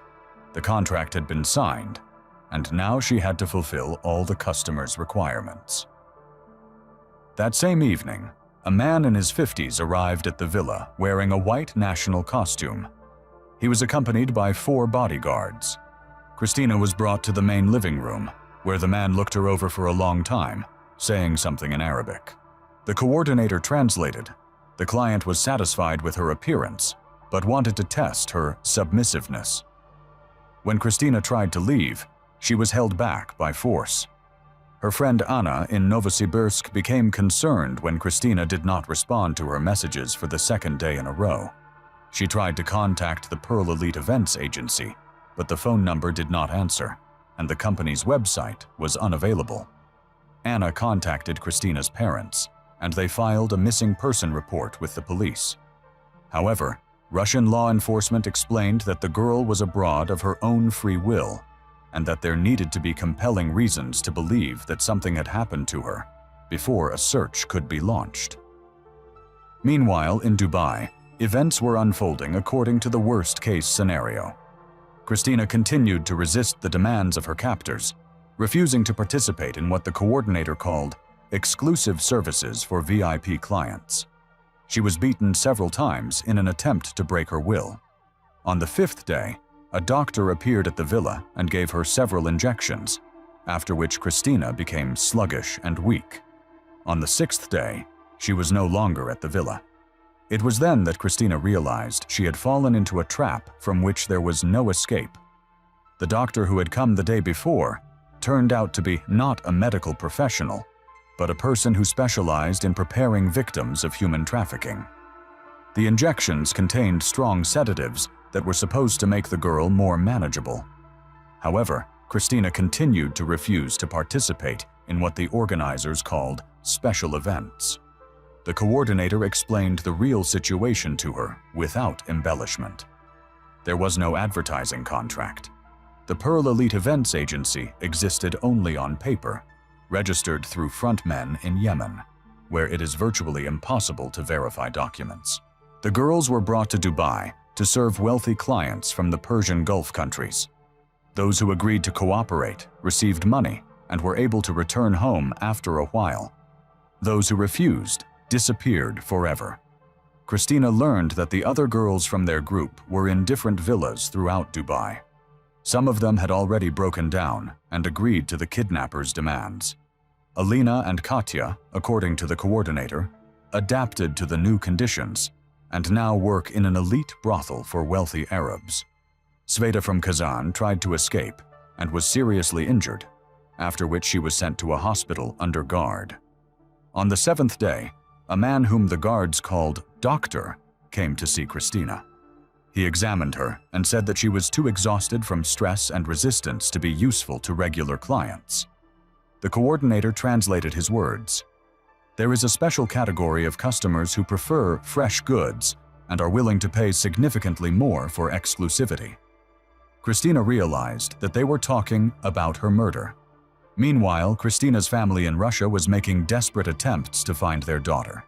The girl's father, Sergei Loganov, who worked as a mechanic at a factory, spent all the family's savings on a trip to Moscow, where he appealed to various authorities. Her mother, Tatiana, a nurse at a local hospital, wrote requests to the Russian Foreign Ministry, the consulate in Dubai, and international human rights organizations. The responses were formal. Without concrete evidence of a crime, Russian diplomats cannot intervene in the affairs of citizens who are abroad of their own free will. Anna continued to analyze Christina's latest messages and discovered an important detail. The metadata of the voice message contained location information. The coordinates pointed to the Jumeirah area in Dubai. She passed this information on to the police, but Russian law enforcement officials said they did not have the authority to conduct operations in the UAE.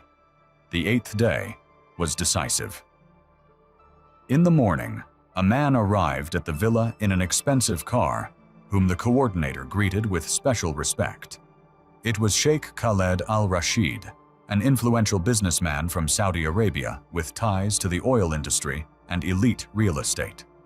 He was about 45 years old, spoke English fluently, and gave the impression of being an educated and well-mannered man. The sheikh examined Christina as if she were a commodity, discussing her parameters and condition with the coordinator. The girl was so weakened by drugs and stress that she could barely stand on her feet. Al-Rashid said she was suitable for a special order he had received from one of his business partners, a Saudi prince who collected exotic trophies. According to the coordinator, the prince ordered the heads of young European women, which were then embalmed in a special way and became part of his private collection.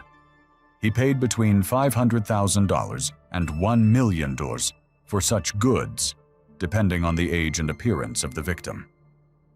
Christina was a perfect fit for the customer's requirements, young, beautiful, with Slavic features.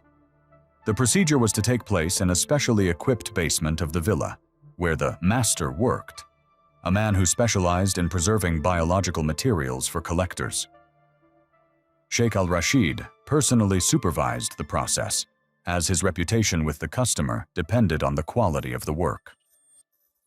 Christina was brought to the basement at 2 o'clock in the afternoon on October 9th. There, a man in a medical gown was waiting for her, who introduced himself as a preservation specialist. Next to him was a chair resembling a dentist's chair, and tables with instruments. The sheikh explained to the girl in broken Russian which he had learned specifically for such cases, that her death would be quick and relatively painless if she did not resist. Christina's last words were addressed to her mother, although Tatiana would never hear them. The girl asked to tell her mother that she loved her and that she did not want to hurt her family. The sheikh recorded these words on a dictaphone. He usually attached such recordings to his deliveries as proof of the authenticity of the goods. The murder was carried out by strangulation with a special noose that left no visible damage to the neck. The master worked carefully, as the head had to remain presentable. After Christina's death, her head was separated from her body with professional surgical instruments, treated with preservative solutions, and placed in a special container for transport. The girl's body was disposed of in a crematorium oven belonging to one of the sheikh's companies. The cremation documents were issued under a fictitious name, and the ashes were scattered in the desert near Dubai. No traces of Christina Loganova's existence remained in the UAE, except for her head, which was now on its way to its new owner. But Sheikh al-Rashid's plans were disrupted by an accident that no one could have foreseen. The Saudi prince who had ordered the trophy suddenly died of a heart attack 3 days before the planned delivery of the goods. His heirs knew nothing about their father's collection and were not interested in receiving the order. The sheikh was left with an expensive shipment that he had nowhere to sell. Al-Rashid decided to use the situation to his advantage. He had a complicated relationship with some of his business partners in Riyadh, who suspected him of fraud in the distribution of profits from joint oil projects. He decided to present Christina's head as a gift to one of these partners, Sheikh Faisal al-Sabi, hinting that he knew about his secret passions and could make them public at any moment. The gift was packed in an expensive black box with gold trim, as is customary for particularly valuable gifts among the Arab elite. The box was accompanied by a note in Arabic. "Dear brother, please accept this modest gift as a sign of our mutual understanding. I hope it will remind you of the importance of honesty in our relationship." On November 15th, Sheikh Faisal al-Sabi hosted a banquet to celebrate the conclusion of a major deal to supply oil equipment. The event took place in one of the halls of the Emirates Palace Hotel in Abu Dhabi, where influential businessmen and representatives of the region's ruling families were invited. Among the guests were the UAE Minister of Energy, several Saudi princes, and the heads of the largest oil corporations. The box with the gift was delivered to the hotel by courier service at 7 p.m., an hour before the banquet began. The hotel's security service checked the package using standard methods, X-ray and explosive analysis. Nothing suspicious was found. The box was placed on a special table next to other gifts that guests had brought in honor of the host of the event. The banquet began at 8 p.m. with traditional greetings and toasts. At around 9 p.m., Sheikh Faisal decided to open the gifts in the presence of the guests, in accordance with local traditions of hospitality. He opened the gifts from the most important guests first, leaving the black box for last, as the sender was not indicated. When Sheikh Faisal's assistant lifted the lid of the box, the room fell silent for a few seconds. Then panic ensued. The head of a young woman lay on black silk, her eyes closed, her face neatly made up with professional cosmetics. Around her neck hung a thin gold, heart-shaped pendant, the very one Christina had received from her parents on her 18th birthday and had never taken off. The guests' reaction was instantaneous and chaotic. Several women fainted, men screamed, waiters dropped their trays of food. Sheikh Faisal stood frozen, staring at the contents of the box. His assistant immediately covered the box with a lid, but it was too late. Dozens of people had already seen what was inside. The hotel security service activated the emergency protocol within 20 seconds. All exits from the hall were blocked, and guests were asked to remain in their seats until the police arrived. The hotel manager personally contacted the Abu Dhabi police chief and reported the incident. However, 5 minutes later, he received a call from someone in government circles demanding that the incident be kept as quiet as possible. The police arrived 12 minutes after the call. The officers immediately cordoned off the hall and began questioning witnesses. The box containing the head was seized as evidence. However, half an hour later, the situation changed dramatically. A high-ranking official from the UAE Ministry of Interior arrived at the hotel and held a closed meeting with the police leadership. The result of this meeting was a decision to terminate the investigation on the spot. All witnesses were told that there had been an unpleasant prank involving a realistic dummy and were asked not to spread information about what had happened. The banquet guests were offered monetary compensation for moral damage in exchange for signing a non-disclosure agreement. The hotel's surveillance camera recordings disappeared that same night. The official version was that the video surveillance system had malfunctioned due to technical problems. The employees who had been working in the hall during the banquet were dismissed the next day with large severance payments and sent on vacation abroad at the hotel's expense. Nevertheless, information about the incident leaked out. One of the waiters managed to photograph the contents of the box on his mobile phone before he was forced to delete the pictures. The photo found its way to a local newspaper journalist who published an article about the strange incident at the hotel without naming specific names or circumstances. The article attracted the attention of the international media. A journalist from a British newspaper contacted Russia Today and reported that the head of a young Slavic woman had been found in Abu Dhabi. This information reached the Russian consulate in the UAE, where they began checking lists of missing Russian citizens. The name Kristina Loganova appeared in the missing persons database the very next day. Consulate officials contacted the girl's family and asked them to send photos for comparison.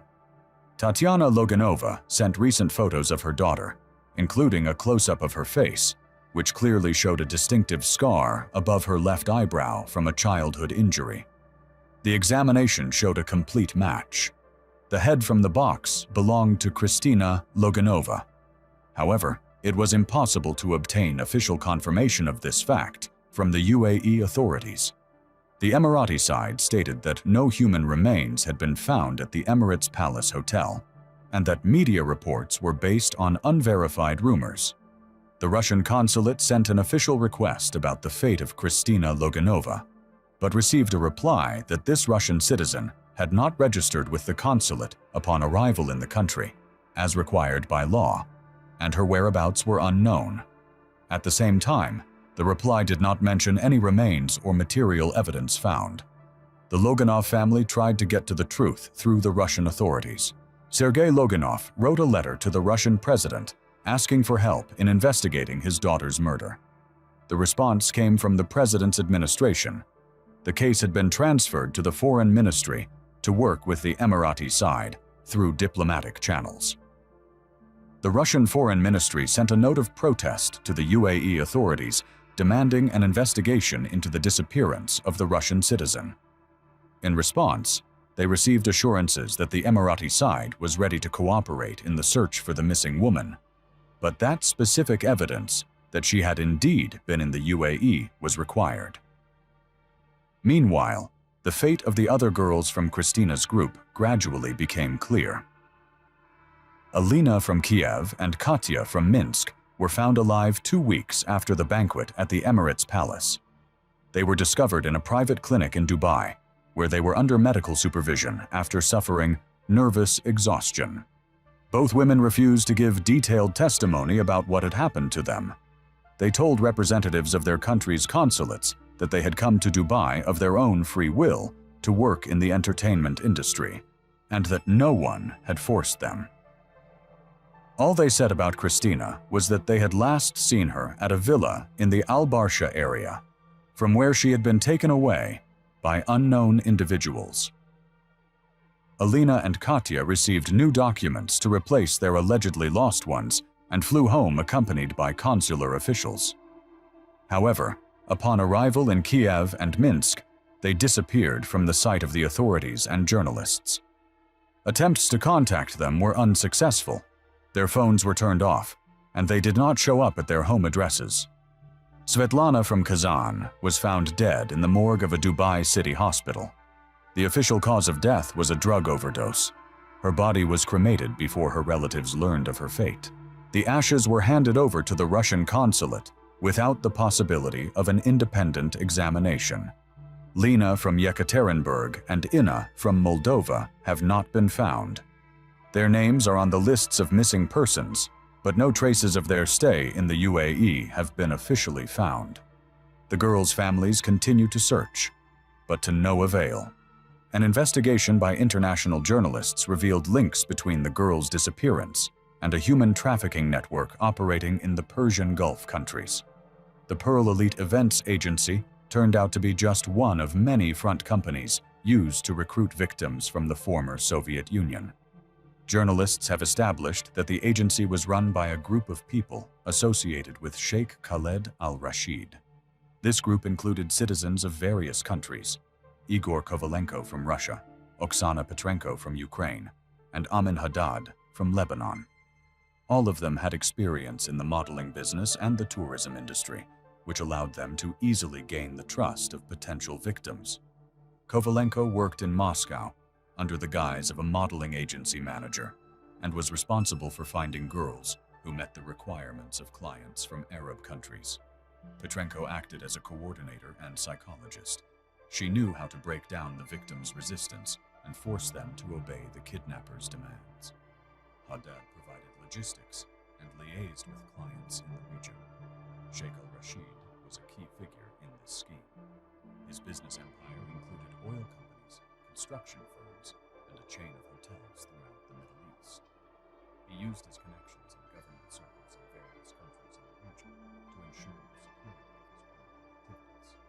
Al-Rashid had a particularly close relationship with Saudi Arabian Prince Turki al-Faisal, who was known for his exotic hobbies. The prince collected rare art, jewelry, and memorabilia. He paid between $200,000 and $1 million for young European women, depending on their age and appearance. The scheme was simple and effective. Recruiters found girls in Russia, Ukraine, Belarus, and other countries in the region, offering them lucrative contracts to work in the modeling or tourism industries. The victims were brought to the UAE under the guise of tourists or business partners, after which their documents were confiscated, and the girls themselves were forced to provide intimate services to wealthy clients. Those who agreed to the kidnappers' terms worked in elite brothels in Dubai, Abu Dhabi, and other cities in the region. After several months or years, they were either released home with substantial financial compensation and non-disclosure agreements, or sold to other countries. Those who refused to comply disappeared forever. Kristina Loganova fell into the category of those who were to be eliminated. Her stubborn resistance and attempts to contact her family made her dangerous to the organization. In addition, her appearance was a perfect match for Prince Turki, who was looking for a new exhibit for his collection. Kristina's murder was supposed to remain a secret, known only to a small circle of clients and executors. However, chance ruined the criminals' plans. Prince Turki al-Faisal died of a heart attack the day before the planned delivery of the goods, and Sheikh al-Rashid was left with a cargo that he could not simply throw away. Too much money had been spent on its preparation. The decision to use Kristina's head as a tool to blackmail Sheikh Faisal turned out to be a fatal mistake. Al-Rashid underestimated the public's reaction to such a shocking incident. The photo from the Emirates Palace Hotel ended up on the internet, and despite all the efforts of the UAE authorities, it was impossible to stop the spread of information. International human rights organizations joined the investigation after Kristina Loganova's story received widespread publicity. Amnesty International sent an official request to the UAE authorities demanding an independent investigation into human trafficking in the country. The European Parliament adopted a resolution condemning the inaction of the Emirati authorities in the fight against crime. Under pressure from the international community, the UAE authorities were forced to take visible measures. A special commission to combat human trafficking was set up, which carried out several high-profile arrests of minor accomplices of the criminal network. However, the main figures remained untouchable. Sheikh Khaled Al Rashid left the UAE a week after the incident at the Emirates Palace Hotel. Officially, he left for Saudi Arabia, where he had extensive business interests due to family circumstances. In fact, it was an escape from a possible investigation, as journalists were getting closer and closer to exposing his role in the criminal scheme. Attempts to extradite al-Rashid for questioning were unsuccessful. The Saudi authorities stated that there were no official charges against him, meaning there were no grounds for extradition. The Russian prosecutor's office opened a criminal case into the murder of Kristina Loganova, but the suspect remained out of reach of the investigation. Igor Kovalenko, a Russian member of the criminal group, was arrested in Moscow at the request of Interpol. However, he was released on bail 3 days later and disappeared a week later. According to unconfirmed reports, he is in one of the Latin American countries under a new name. Ukrainian Oksana Petrenko and Lebanese Amin Haddad also escaped justice. Kristina Loganova's family continues to fight for justice, despite obstacles from officials in various countries. Tatiana Loganova has set up a charitable foundation to help the families of human trafficking victims, which assists in the search for missing girls and provides legal support to their relatives. The fund has gathered evidence of the activities of several other criminal groups using similar schemes to lure victims from the former Soviet Union. In 2 years of operation, the fund has managed to rescue 23 girls who fell victim to human traffickers in various countries in the Middle East. Journalistic investigations have revealed the scale of the human trafficking problem in the Persian Gulf region. Experts estimate that between 3,000 and 5,000 young women from Russia, Ukraine, Belarus, Central Asia, and Eastern Europe fall victim to such schemes every year. Most governments in the region prefer to keep quiet about the problem, as publicizing it could damage the country's image as tourist destinations. Corruption in law enforcement agencies and close ties between criminals and the ruling elites make combating human trafficking an extremely difficult task. The story of Kristina Loganova has become a symbol of this problem.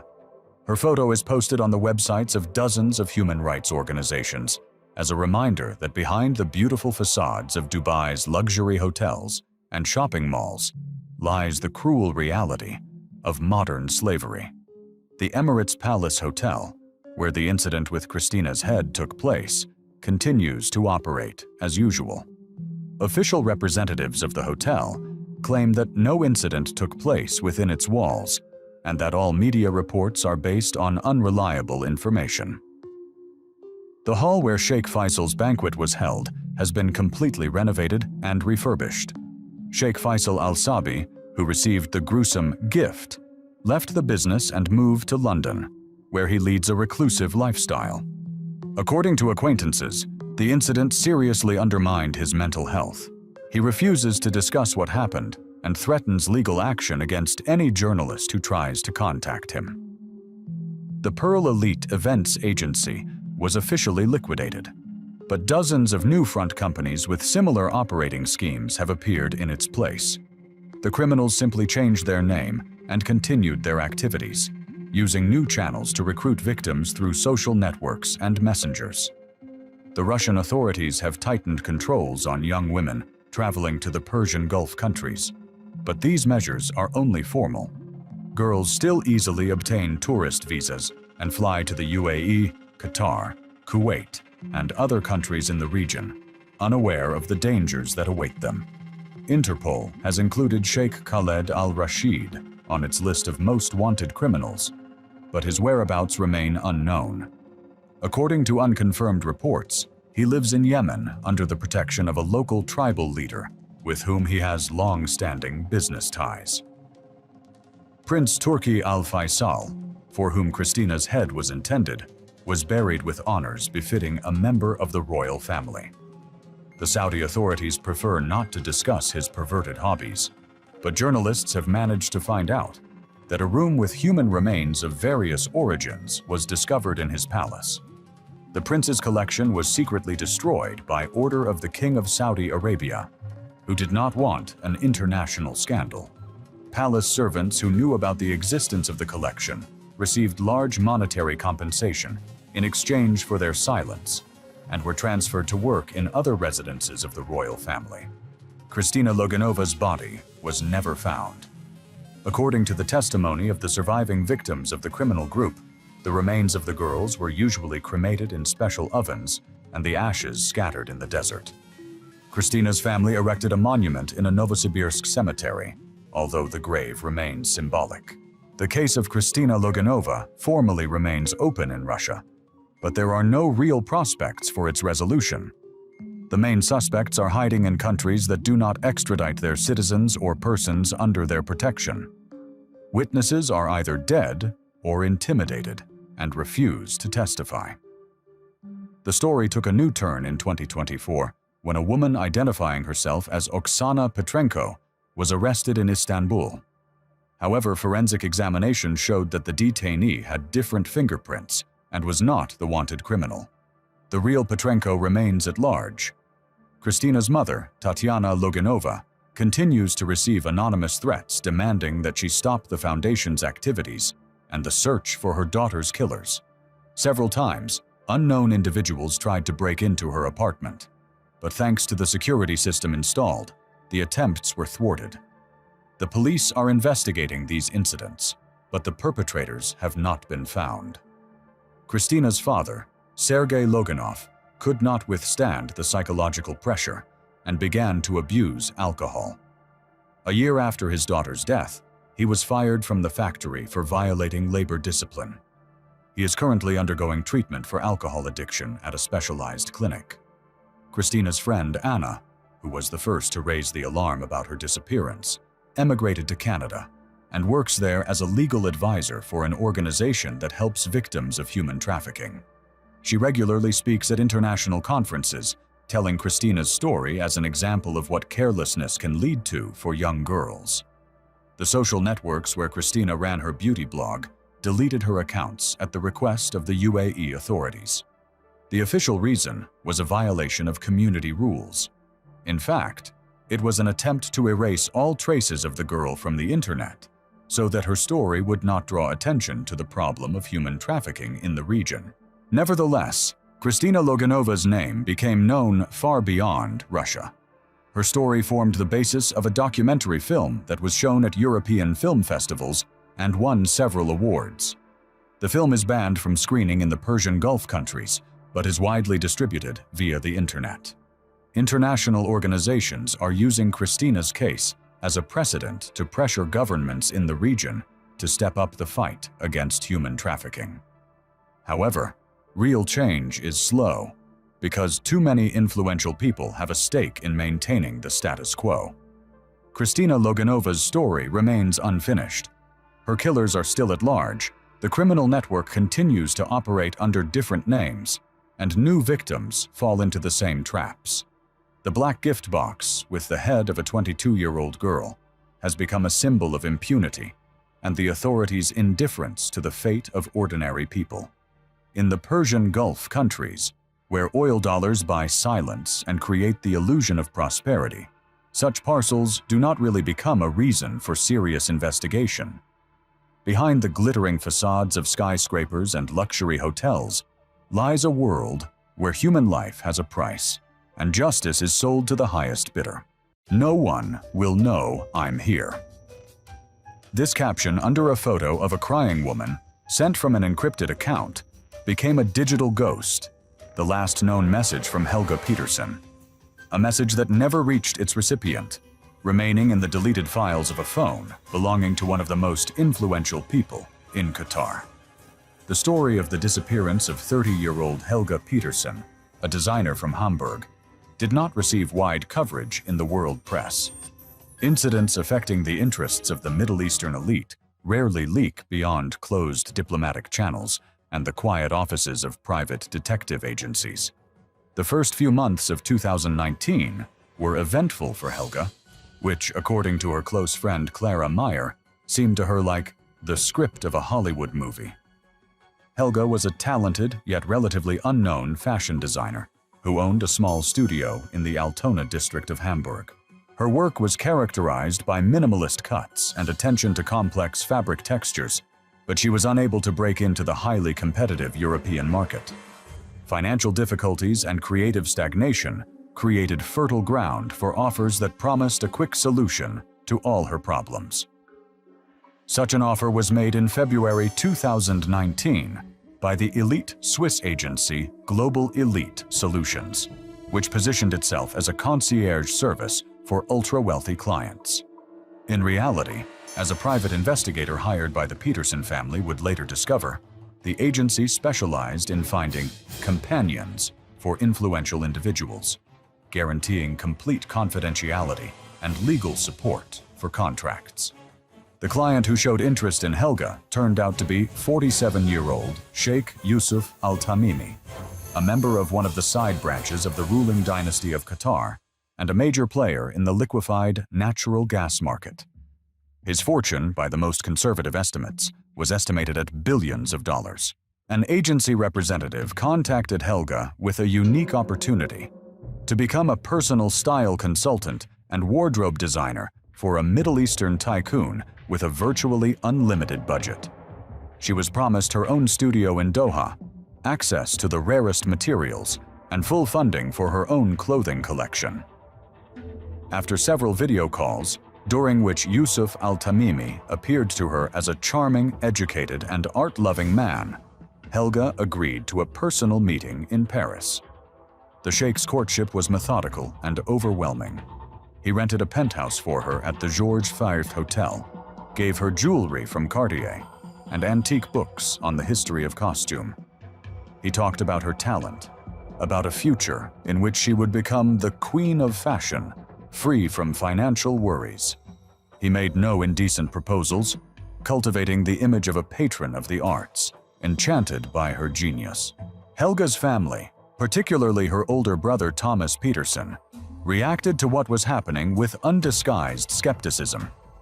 He was alarmed by the speed with which events were unfolding and the opacity of the Sheikh himself. However, Helga, blinded by the prospects and scale of Al-Tamimi's personality, ignored the warnings. In early March 2019, she signed a contract with a shell company registered in Cyprus. The 120-page contract not only outlined her professional responsibilities, but also included a clause prohibiting her from disclosing any information about the client's personal life. This document effectively transferred control over her movements and contacts to her employer. In mid-March, she left Hamburg, telling her family that she was heading to Doha to work on her dream project. Her new home was one of the villas in the gated luxury complex West Bay Lagoon, located on an artificial island off the coast of Doha. The complex was a maze of luxurious mansions separated from each other by high walls, with private beaches and round-the-clock security. It was impossible to enter the territory without an invitation from a resident. For the first few weeks, Helga's life was truly like a fairy tale. The Sheikh provided her with a staff of servants, a personal driver, and unlimited credit cards. She regularly sent photos to her family and friends from luxurious restaurants, boutiques, and aboard a private yacht. However, her messages, which cybersecurity experts later analyzed, already showed signs of alarm. She mentioned that she was rarely alone, constantly accompanied by bodyguards, and that her new phone, a gift from Yusuf, seemed to be malfunctioning. Some messages did not go through, and calls were cut off. By the end of April, the tone of her letters had changed. She wrote that she was tired, that work on the collection had not yet begun, and that her days were reduced to attending social events, where she played the role of a beautiful accessory. She complained of total control. The Sheikh checked her calls, read her correspondence, and flew into a rage if she tried to contact her male friends in Germany. The promised paradise life turned out to be a gilded cage from which there was no escape. The last call to her brother took place in early May. Helga spoke in a whisper. She was frightened. She said that she had made a mistake and wanted to return home, but did not know how. She mentioned that her passport and personal documents were being held by Yusuf. The next day, her phone stopped answering. All attempts by her family to contact her through the Global Elite Solutions Agency were met with silence. A week later, representatives of the agency reported that Mrs. Peterson had terminated her contract of her own accord and left Qatar for an unknown destination. In mid-May 2019, the Peterson family officially reported her disappearance to the Hamburg police. The German police, in turn, sent a request to Interpol, but the investigation effectively reached a dead end. The Qatari authorities were reluctant to cooperate, citing sovereignty and the lack of evidence of a crime on their territory.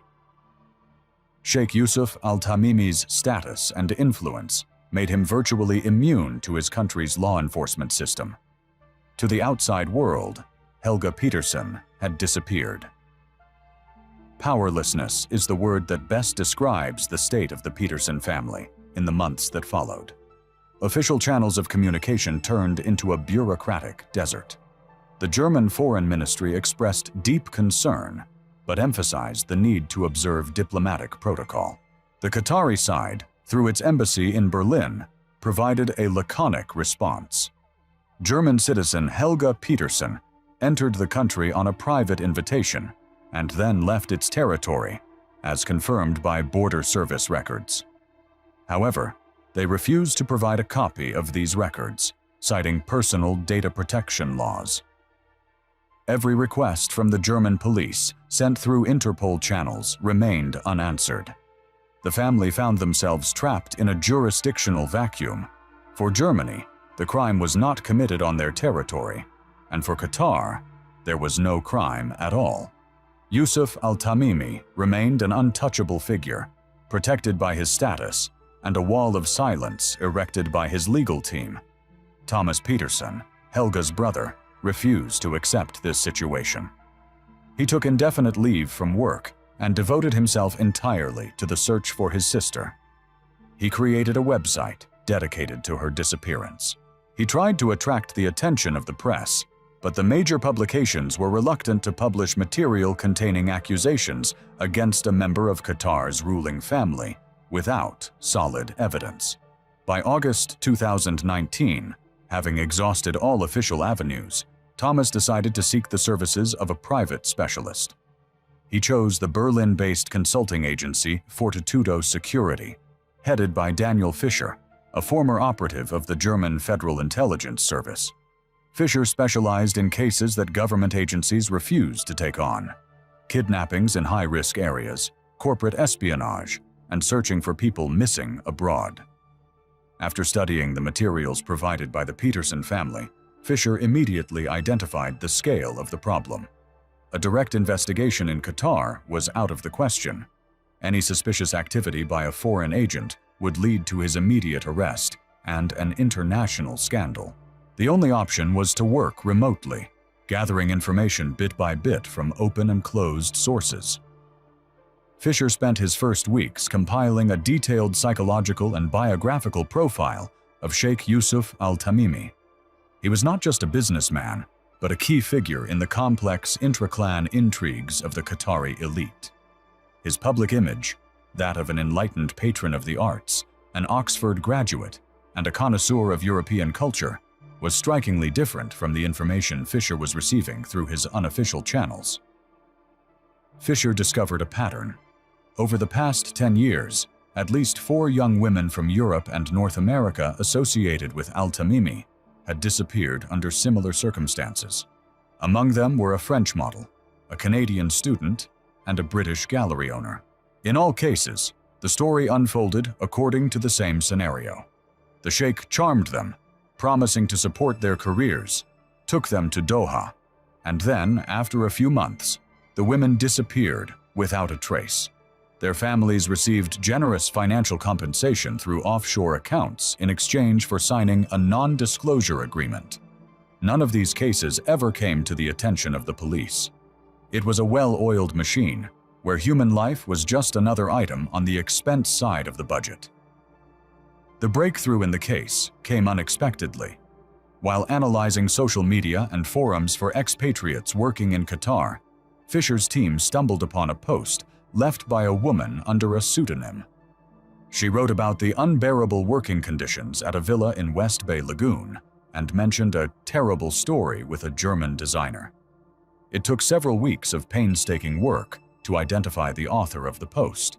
She turned out to be a Filipino citizen named Rosalyn Magsaysay, who worked as a maid at the Al-Tamimi residence and was fired at the end of May 2019, almost immediately after Helga's disappearance.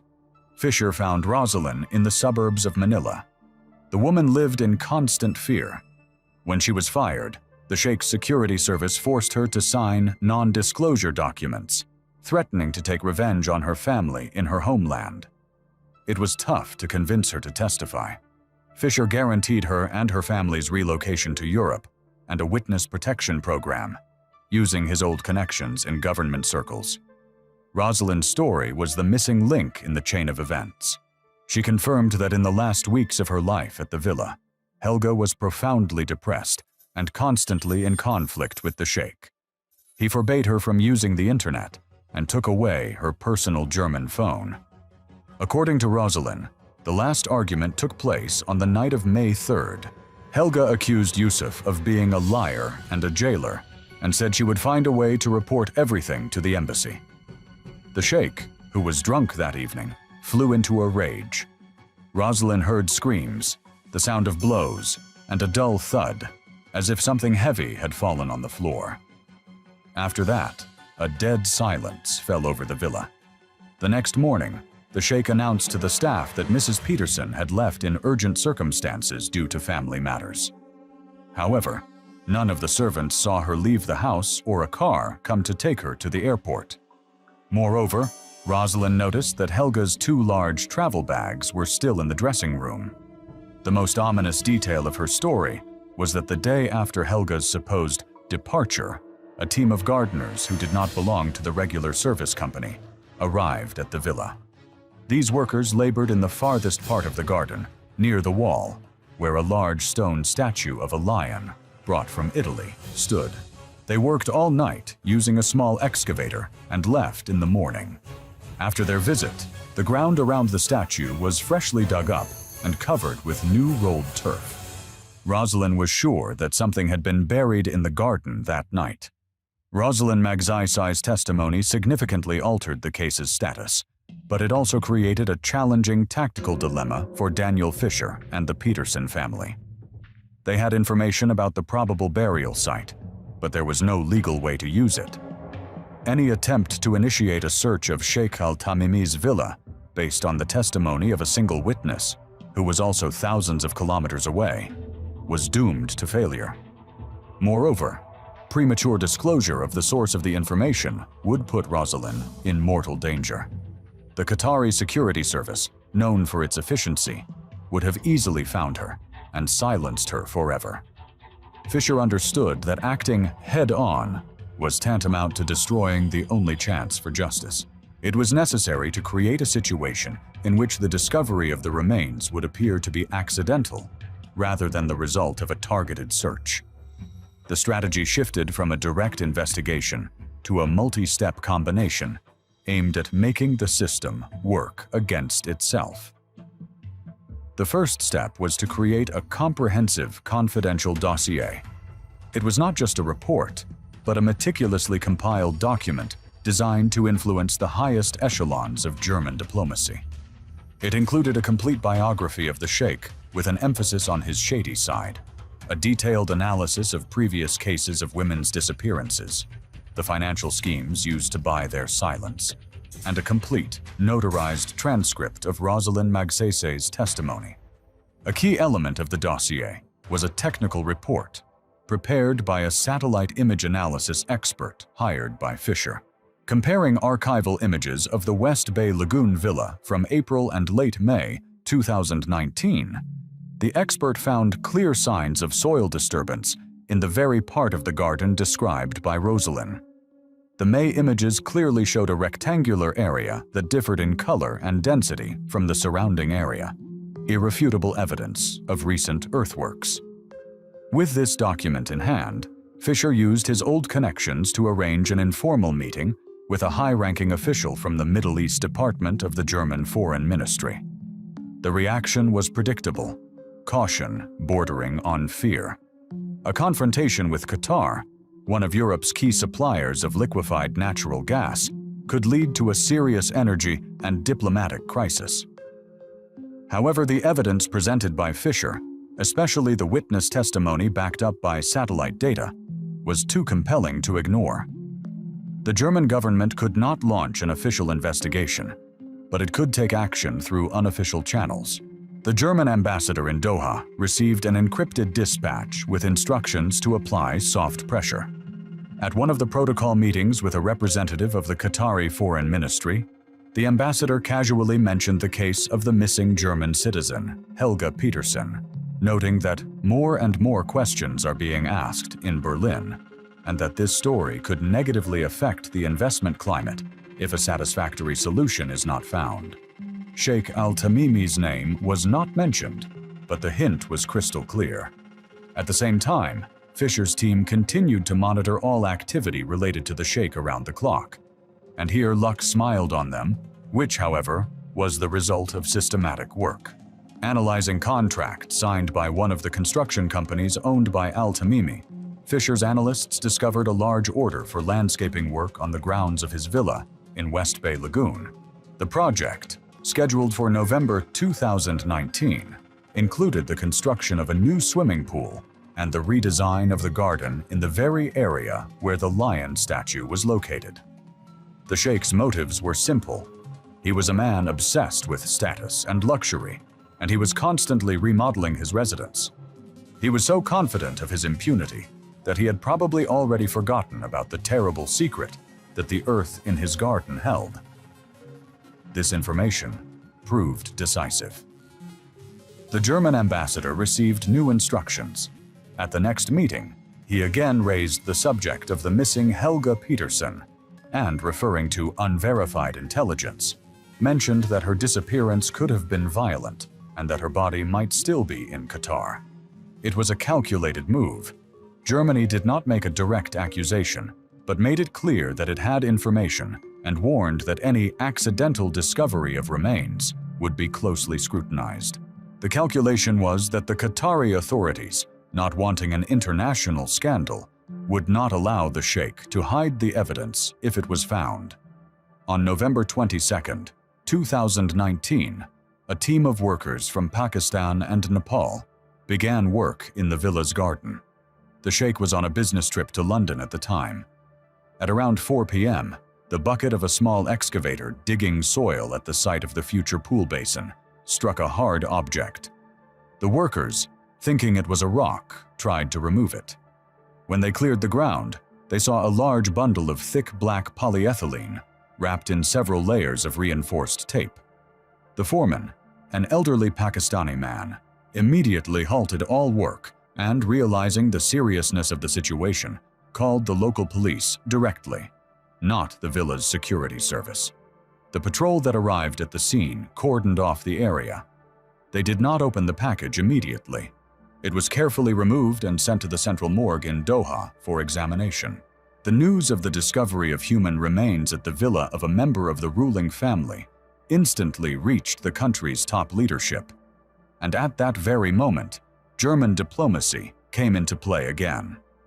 The German embassy sent an official note to the Qatari Foreign Ministry demanding that its representative be allowed to participate in the identification of the body and be given access to the case files, citing strong reasons to believe that the remains found could belong to missing German citizen Helga Petersen. The trap had been sprung. It was now virtually impossible to conceal the discovery or falsify the examination results under the scrutiny of German diplomats.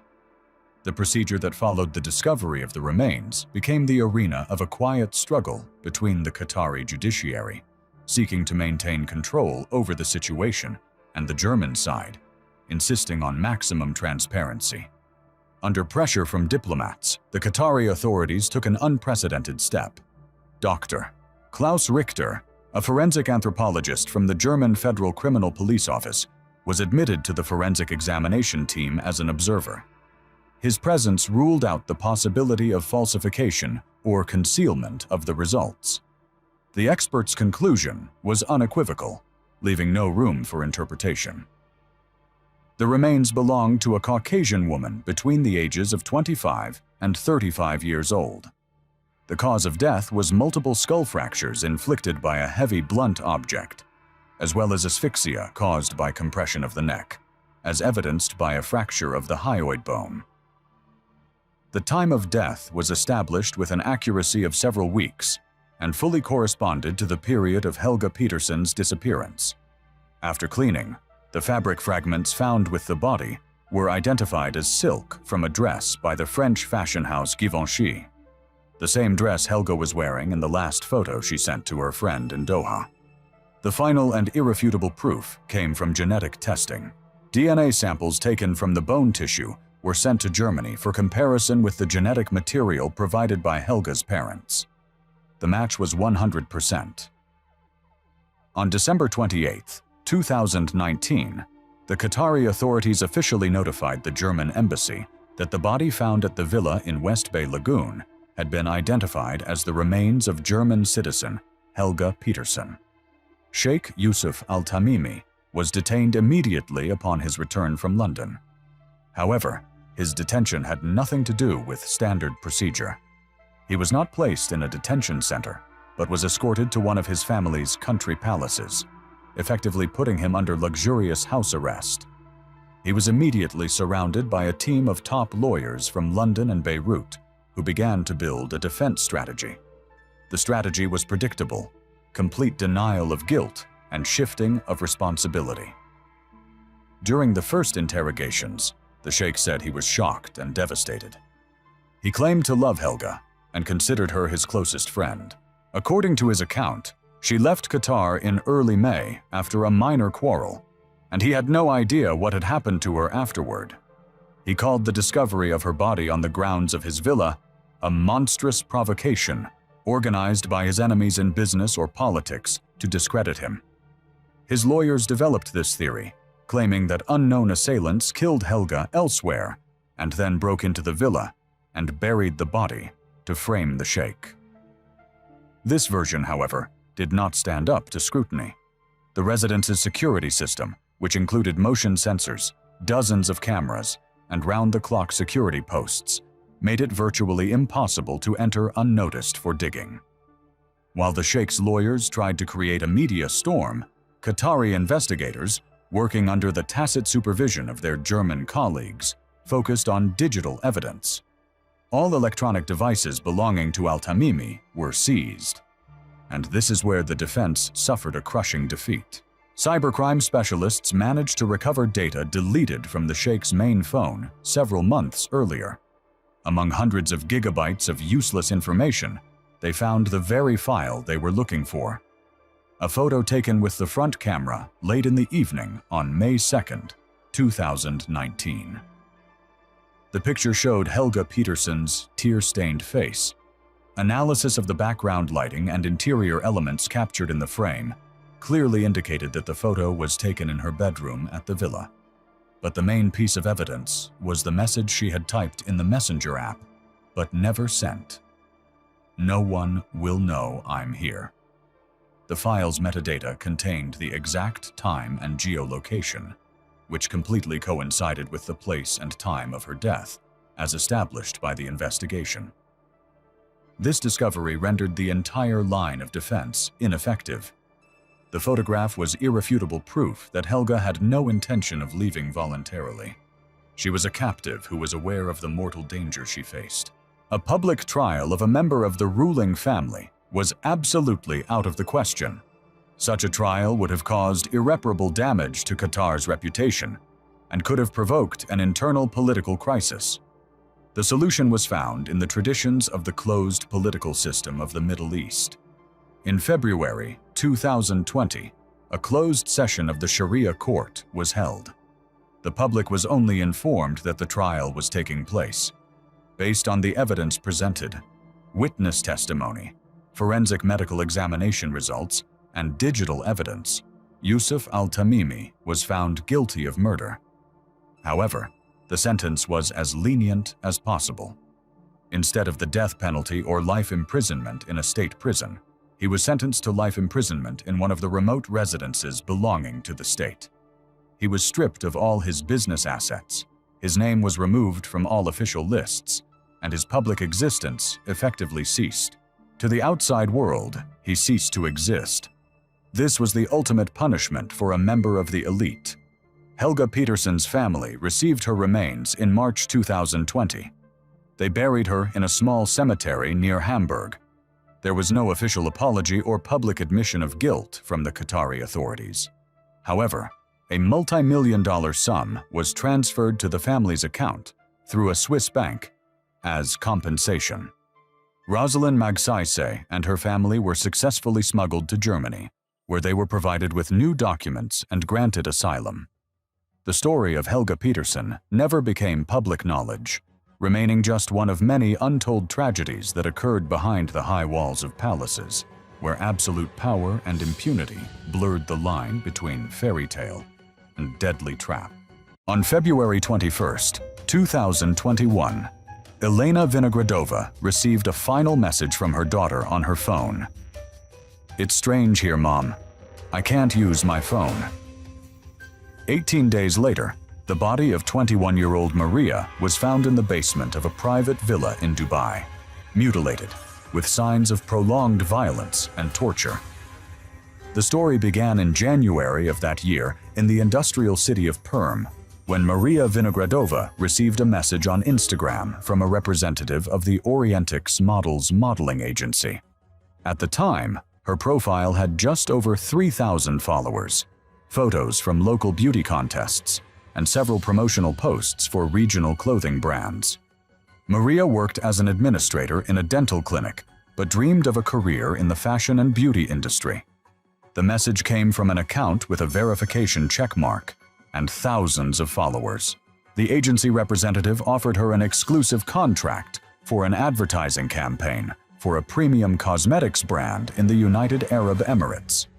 The terms looked tempting: $30,000 per month of shooting, paid flights, accommodation in a 5-star hotel, and full support. Elena Vinogradova recalls that her daughter showed her the correspondence with the agency representatives. All the documents looked professional: official forms, stamps, detailed project descriptions. The agency even provided copies of licenses and certificates confirming the legality of its activities in the UAE. The company's website featured portfolios of successful models, customer reviews, and information about collaborations with well-known brands. "I checked them out on the internet," says Elena Vinogradova. "They had a beautiful website, lots of photos from events, and contact details for offices in different countries. Everything looked serious." Maria contacted several girls from the agency's portfolio via social media. They all confirmed that they had worked with Orientix Models and were satisfied with the collaboration. The paperwork took 2 weeks. The agency took care of obtaining a work visa, booking tickets, and arranging airport transfers. Maria only had to prepare her passport and undergo a medical examination at the specified clinic. Agency representatives regularly contacted her, answered questions, and sent additional information about the project. The day before departure, Maria received the final package of documents: tickets for an Emirates flight, a voucher for accommodation at the Hyatt Regency Hotel, and a detailed program for the first week of filming. A project coordinator was supposed to meet her at the airport with a sign with her name on it.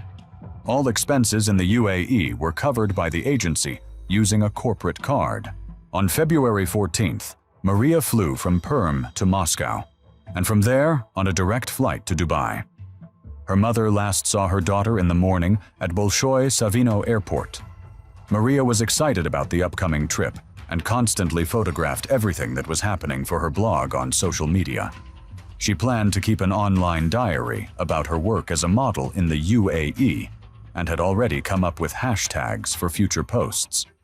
Upon arrival in Dubai, Maria sent her mother several photos from the airport and a message saying that she had been met by agency representatives. In the first few days, she was in regular contact, talking about her hotel accommodation, meeting other models, and preparing for photo shoots. Her messages were positive, although she complained about the heat and unfamiliar food. On February 17th, the tone of Maria's messages changed. She wrote to her mother that they had been moved to another location because the hotel was undergoing renovations. She described the new accommodation as a private villa for models, but noted that there were strict security rules. The girls were not allowed to use their phones without supervision, leave the premises unaccompanied, or communicate with strangers. "Everything here is organized in a strange way," Maria wrote to her friend Anastasia Kruglova. "I can't use my phone without permission." All the girls are silent. They seem to be afraid to say anything, but they say that this is normal for projects of this level. This was the last message her loved ones received from her. On February 18th, Maria's social media accounts were deactivated, and her phone number became unavailable. When Elena Vinogradova tried to contact the agency, it turned out that all contact details had stopped working. The Orientix model's website showed a server error, emails were not responding, and phone numbers were disconnected. Maria's mother immediately contacted the Russian consulate in the UAE. Consular officials recorded the appeal and promised to investigate, but noted that Maria had officially entered the country on a tourist visa, not a work visa, as the agency had claimed. This meant that she had no legal basis for working in the emirate. Attempts to find traces of Orientix model's activities in the UAE were unsuccessful. It turned out that the company was registered in an offshore zone, and the office addresses listed on the website were fictitious.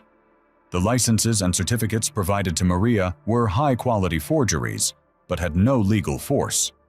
Russian law enforcement agencies opened a criminal case on charges of human trafficking, but their ability to conduct investigative activities in the UAE was limited. Local authorities formally cooperated with the Russian side, but emphasized that they had no information about the whereabouts of citizen Vinogradova. For a month, Maria's relatives tried to find her in Dubai on their own. They shared her photos on social media, reached out to Russian-speaking communities in the UAE, and posted missing person ads. Several people reported seeing a girl who looked like Maria in the Dubai Marina area, but these reports didn't lead to any concrete results. On March 22nd, a publication about the model who had disappeared in the UAE appeared in Russia. Journalists contacted the Vinogradov family and published details of Maria's disappearance. The article was widely circulated on social media, but there was no official response from the UAE authorities. A breakthrough in the case came on March 31st, when videos appeared on the dark web that changed the course of the investigation. An anonymous user under the pseudonym Venger posted an archive of video files on a closed forum marked for unpaid fees.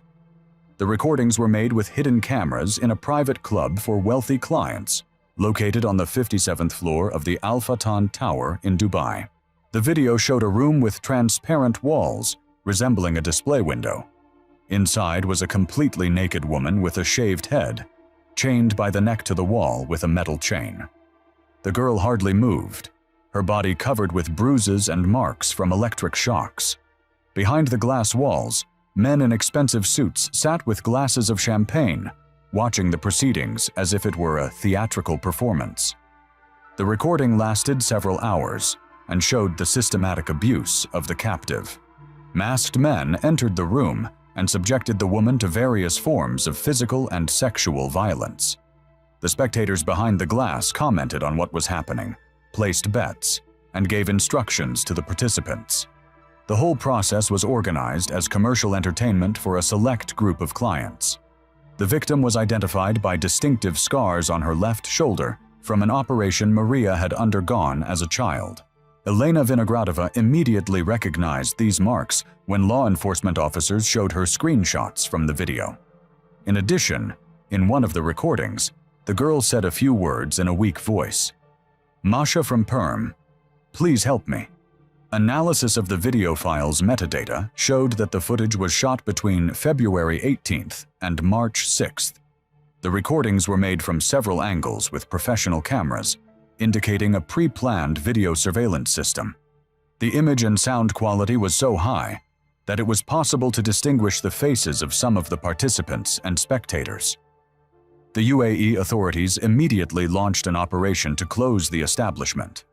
On April 2nd, police special forces raided the Al Fatan Tower, but by the time they arrived, the premises had been completely destroyed. The fire extinguishing system had been activated manually, flooding all the rooms and destroying the evidence. The glass room where Maria was held was dismantled and removed by unknown persons. Investigators determined that the club operated under the guise of a private art center called the Orient Contemporary Art Gallery.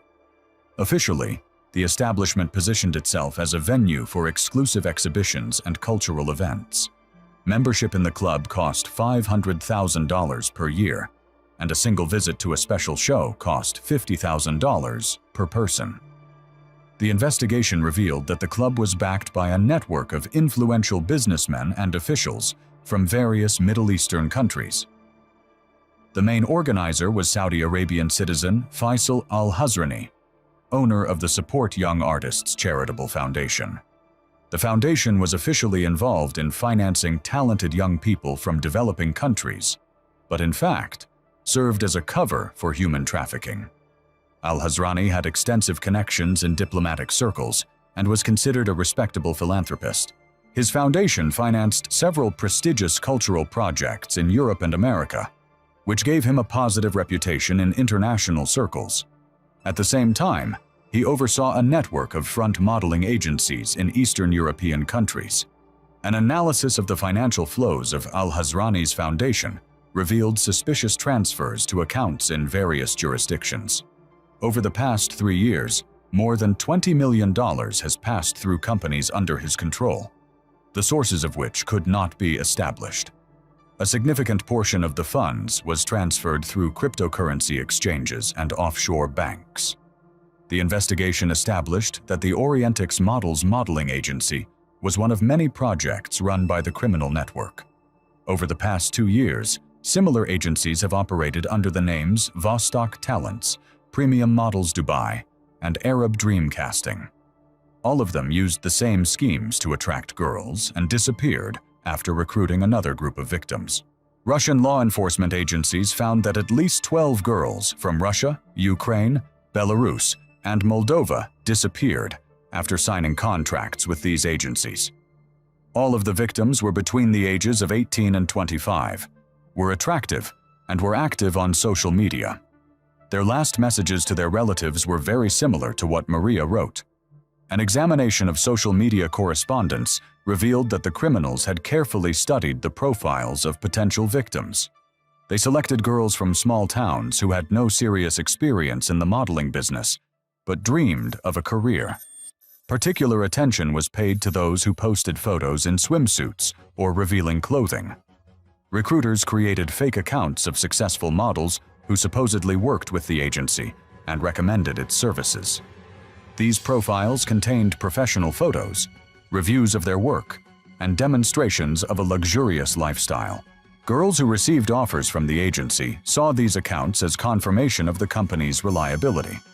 Technical analysis of the fake agency's websites revealed that they were all created on the same hosting platform and used similar design templates.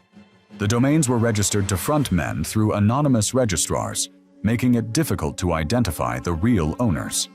After each operation, the websites were deleted and the associated social media accounts were deactivated. Analysis of video recordings from the club made it possible to identify several regular visitors. Among them were businessmen from Saudi Arabia, Qatar, and Kuwait, as well as citizens of European countries working in the oil industry. All of them had high incomes and influential connections in their countries. The club's operating system required strict confidentiality and mutual responsibility among its members. Each new member underwent a thorough background check and paid a large sum of money as a guarantee of non-disclosure. Video recordings of all events were stored in encrypted form and could be used as compromising evidence against the participants. The victims were held in the basements of several villas in the prestigious Dubai Marina area. The buildings were rented through front companies for short periods, which allowed the locations where the people were held to be changed frequently. The girls were transported in minibuses with tinted windows during hours of minimal traffic. Medical examinations showed that the victims were systematically pumped with drugs to suppress their will to resist. Drugs were used that caused disorientation and amnesia, making it difficult for them to remember the details of what was happening or their location. The doses were constantly increased, leading to serious health problems. On March 6th, Maria Vinogradova died of internal bleeding and dehydration in one of the basement rooms of a rented villa in the Dubai Marina area. According to the medical examination, death was caused by multiple internal injuries sustained during systematic abuse. The body was discovered by investigators only 3 weeks after the girl's death. The criminals tried to cover up the traces of the murder using a mobile cremation oven, which they installed in the basement of the same villa. The equipment was custom-made and allowed for the complete destruction of human remains without leaving any traces. The furnace ran on liquid fuel and did not require connection to city utilities, making it virtually invisible to regulatory authorities. Traces of the cremation furnace's use were discovered during a search of the villa on Al Barcha Street. Several rooms for holding victims were equipped in the basement, which covered an area of about 100 square meters. The walls were soundproofed with special materials, and the ventilation system operated independently of the main building. Traces of blood and other biological materials remained on the floor. An examination showed that at least 5 people were held in this room at the same time. Personal belongings belonging to missing girls from different countries were found in different rooms. Among them was an engraved bracelet, which relatives identified as belonging to Maria Vinogradova. Documents belonging to 4 other girls from Russia and Ukraine were also found. The video surveillance system in the villa had been dismantled before the police arrived, but technical specialists recovered data from the damaged hard drives. The recordings showed the moments when the victims were delivered, their detention in the basement rooms, and the subsequent removal of the bodies. The chronology of events made it possible to establish the exact dates of death of several missing girls. An analysis of telephone conversations recovered from mobile operators' servers showed active coordination between members of the criminal group. Between February and March, the number of calls between key figures increased several times over. Communication between Faisal al-Hazrani and local coordinators was particularly intense. The investigation established that the operation to destroy evidence began even before the videos appeared on the darknet. On March 28th, 3 days before the materials were published, a mass cleanup of all objects related to the network began. This indicates that the criminals had information about the impending data leak. The user Venger, who published the videos, turned out to be one of the club's regular customers. According to the investigation, his real name is Markus Schmidt, a German citizen who worked as the technical director of an oil company in Dubai. The motive for the publication was a conflict with the organizers over an unpaid amount of $200,000 for exclusive services. Schmidt secretly copied the videos from the club's servers over several months, planning to use them as insurance in case of a conflict with the organizers. When the club's management refused to pay him the promised amount for attracting new customers, he decided to take revenge by making the compromising material public. German authorities detained Schmidt at the request of Interpol, but he managed to destroy most of the evidence of his involvement in the crimes. Only copies of some video recordings and correspondence with the organizers of the network were found in his apartment in Hamburg. Schmidt partially admitted his guilt, but claimed that he was unaware of the coercive nature of the victims' participation in the show. Financial documents seized during a search of al-Hazrani's office revealed the extent of the criminal activity. Over 3 years, more than $50 million passed through the organization's accounts. The money came from private individuals in the Persian Gulf, Europe, and North America, under the guise of charitable donations. Some of the funds were used to bribe officials in the countries where the victims were recruited. The traces of the transfers lead to Russia, Ukraine, Moldova, and other Eastern European countries. The recipients were employees of visa services, border agencies, and law enforcement agencies. The bribes ranged from $5,000 to $50,000 per operation. The criminal network scheme involved creating legal grounds for the victims to travel abroad. Front agencies prepared all the necessary documents, including work visas, medical certificates, and insurance policies. This allowed them to avoid suspicion from border services and consular officials. At airports, the victims were met by people with fake agency documents. They were immediately isolated from other passengers under the pretext of VIP service and taken to pre-prepared premises. From that moment on, the girls were completely under the control of the criminals and deprived of the opportunity to contact the outside world. The system of control over the victims included constant video surveillance, restricted access to means of communication, and threats of reprisals against relatives. The girls were shown photographs of their families and told the addresses of their loved ones. This created psychological pressure and forced the victims to obey the criminals' demands. Medical care for the victims was provided by bribed doctors who concealed the true causes of injuries and illnesses. At least 3 medical workers were involved in the network, receiving large sums of money for their silence. They provided the victims with the necessary medication and treated the consequences of violence without notifying the authorities. The investigation revealed links between the criminal network and similar organizations in other countries in the region. Similar clubs operated in Qatar, Kuwait, and Bahrain, using similar methods to recruit and hold victims. The total number of victims across the region may reach several hundred people. Documents from al-Hazrani's office contained plans to expand operations to Southeast Asia and Africa. The criminals explored opportunities to create new channels for supplying victims from the Philippines, Thailand, Kenya, and Nigeria. Particular attention was paid to regions with high levels of poverty and corruption. The clubs were equipped with state-of-the-art video recording and broadcasting equipment.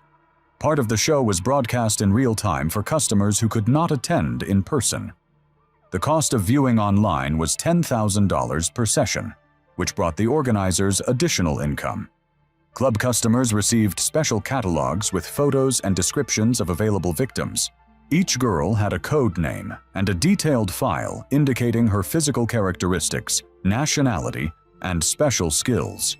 Customers could order individual sessions or participate in group events. The club's security system provided multi-level protection against possible information leaks. All participants signed non-disclosure agreements under threat of financial sanctions and physical violence. Clients underwent thorough background and financial checks before being admitted to events.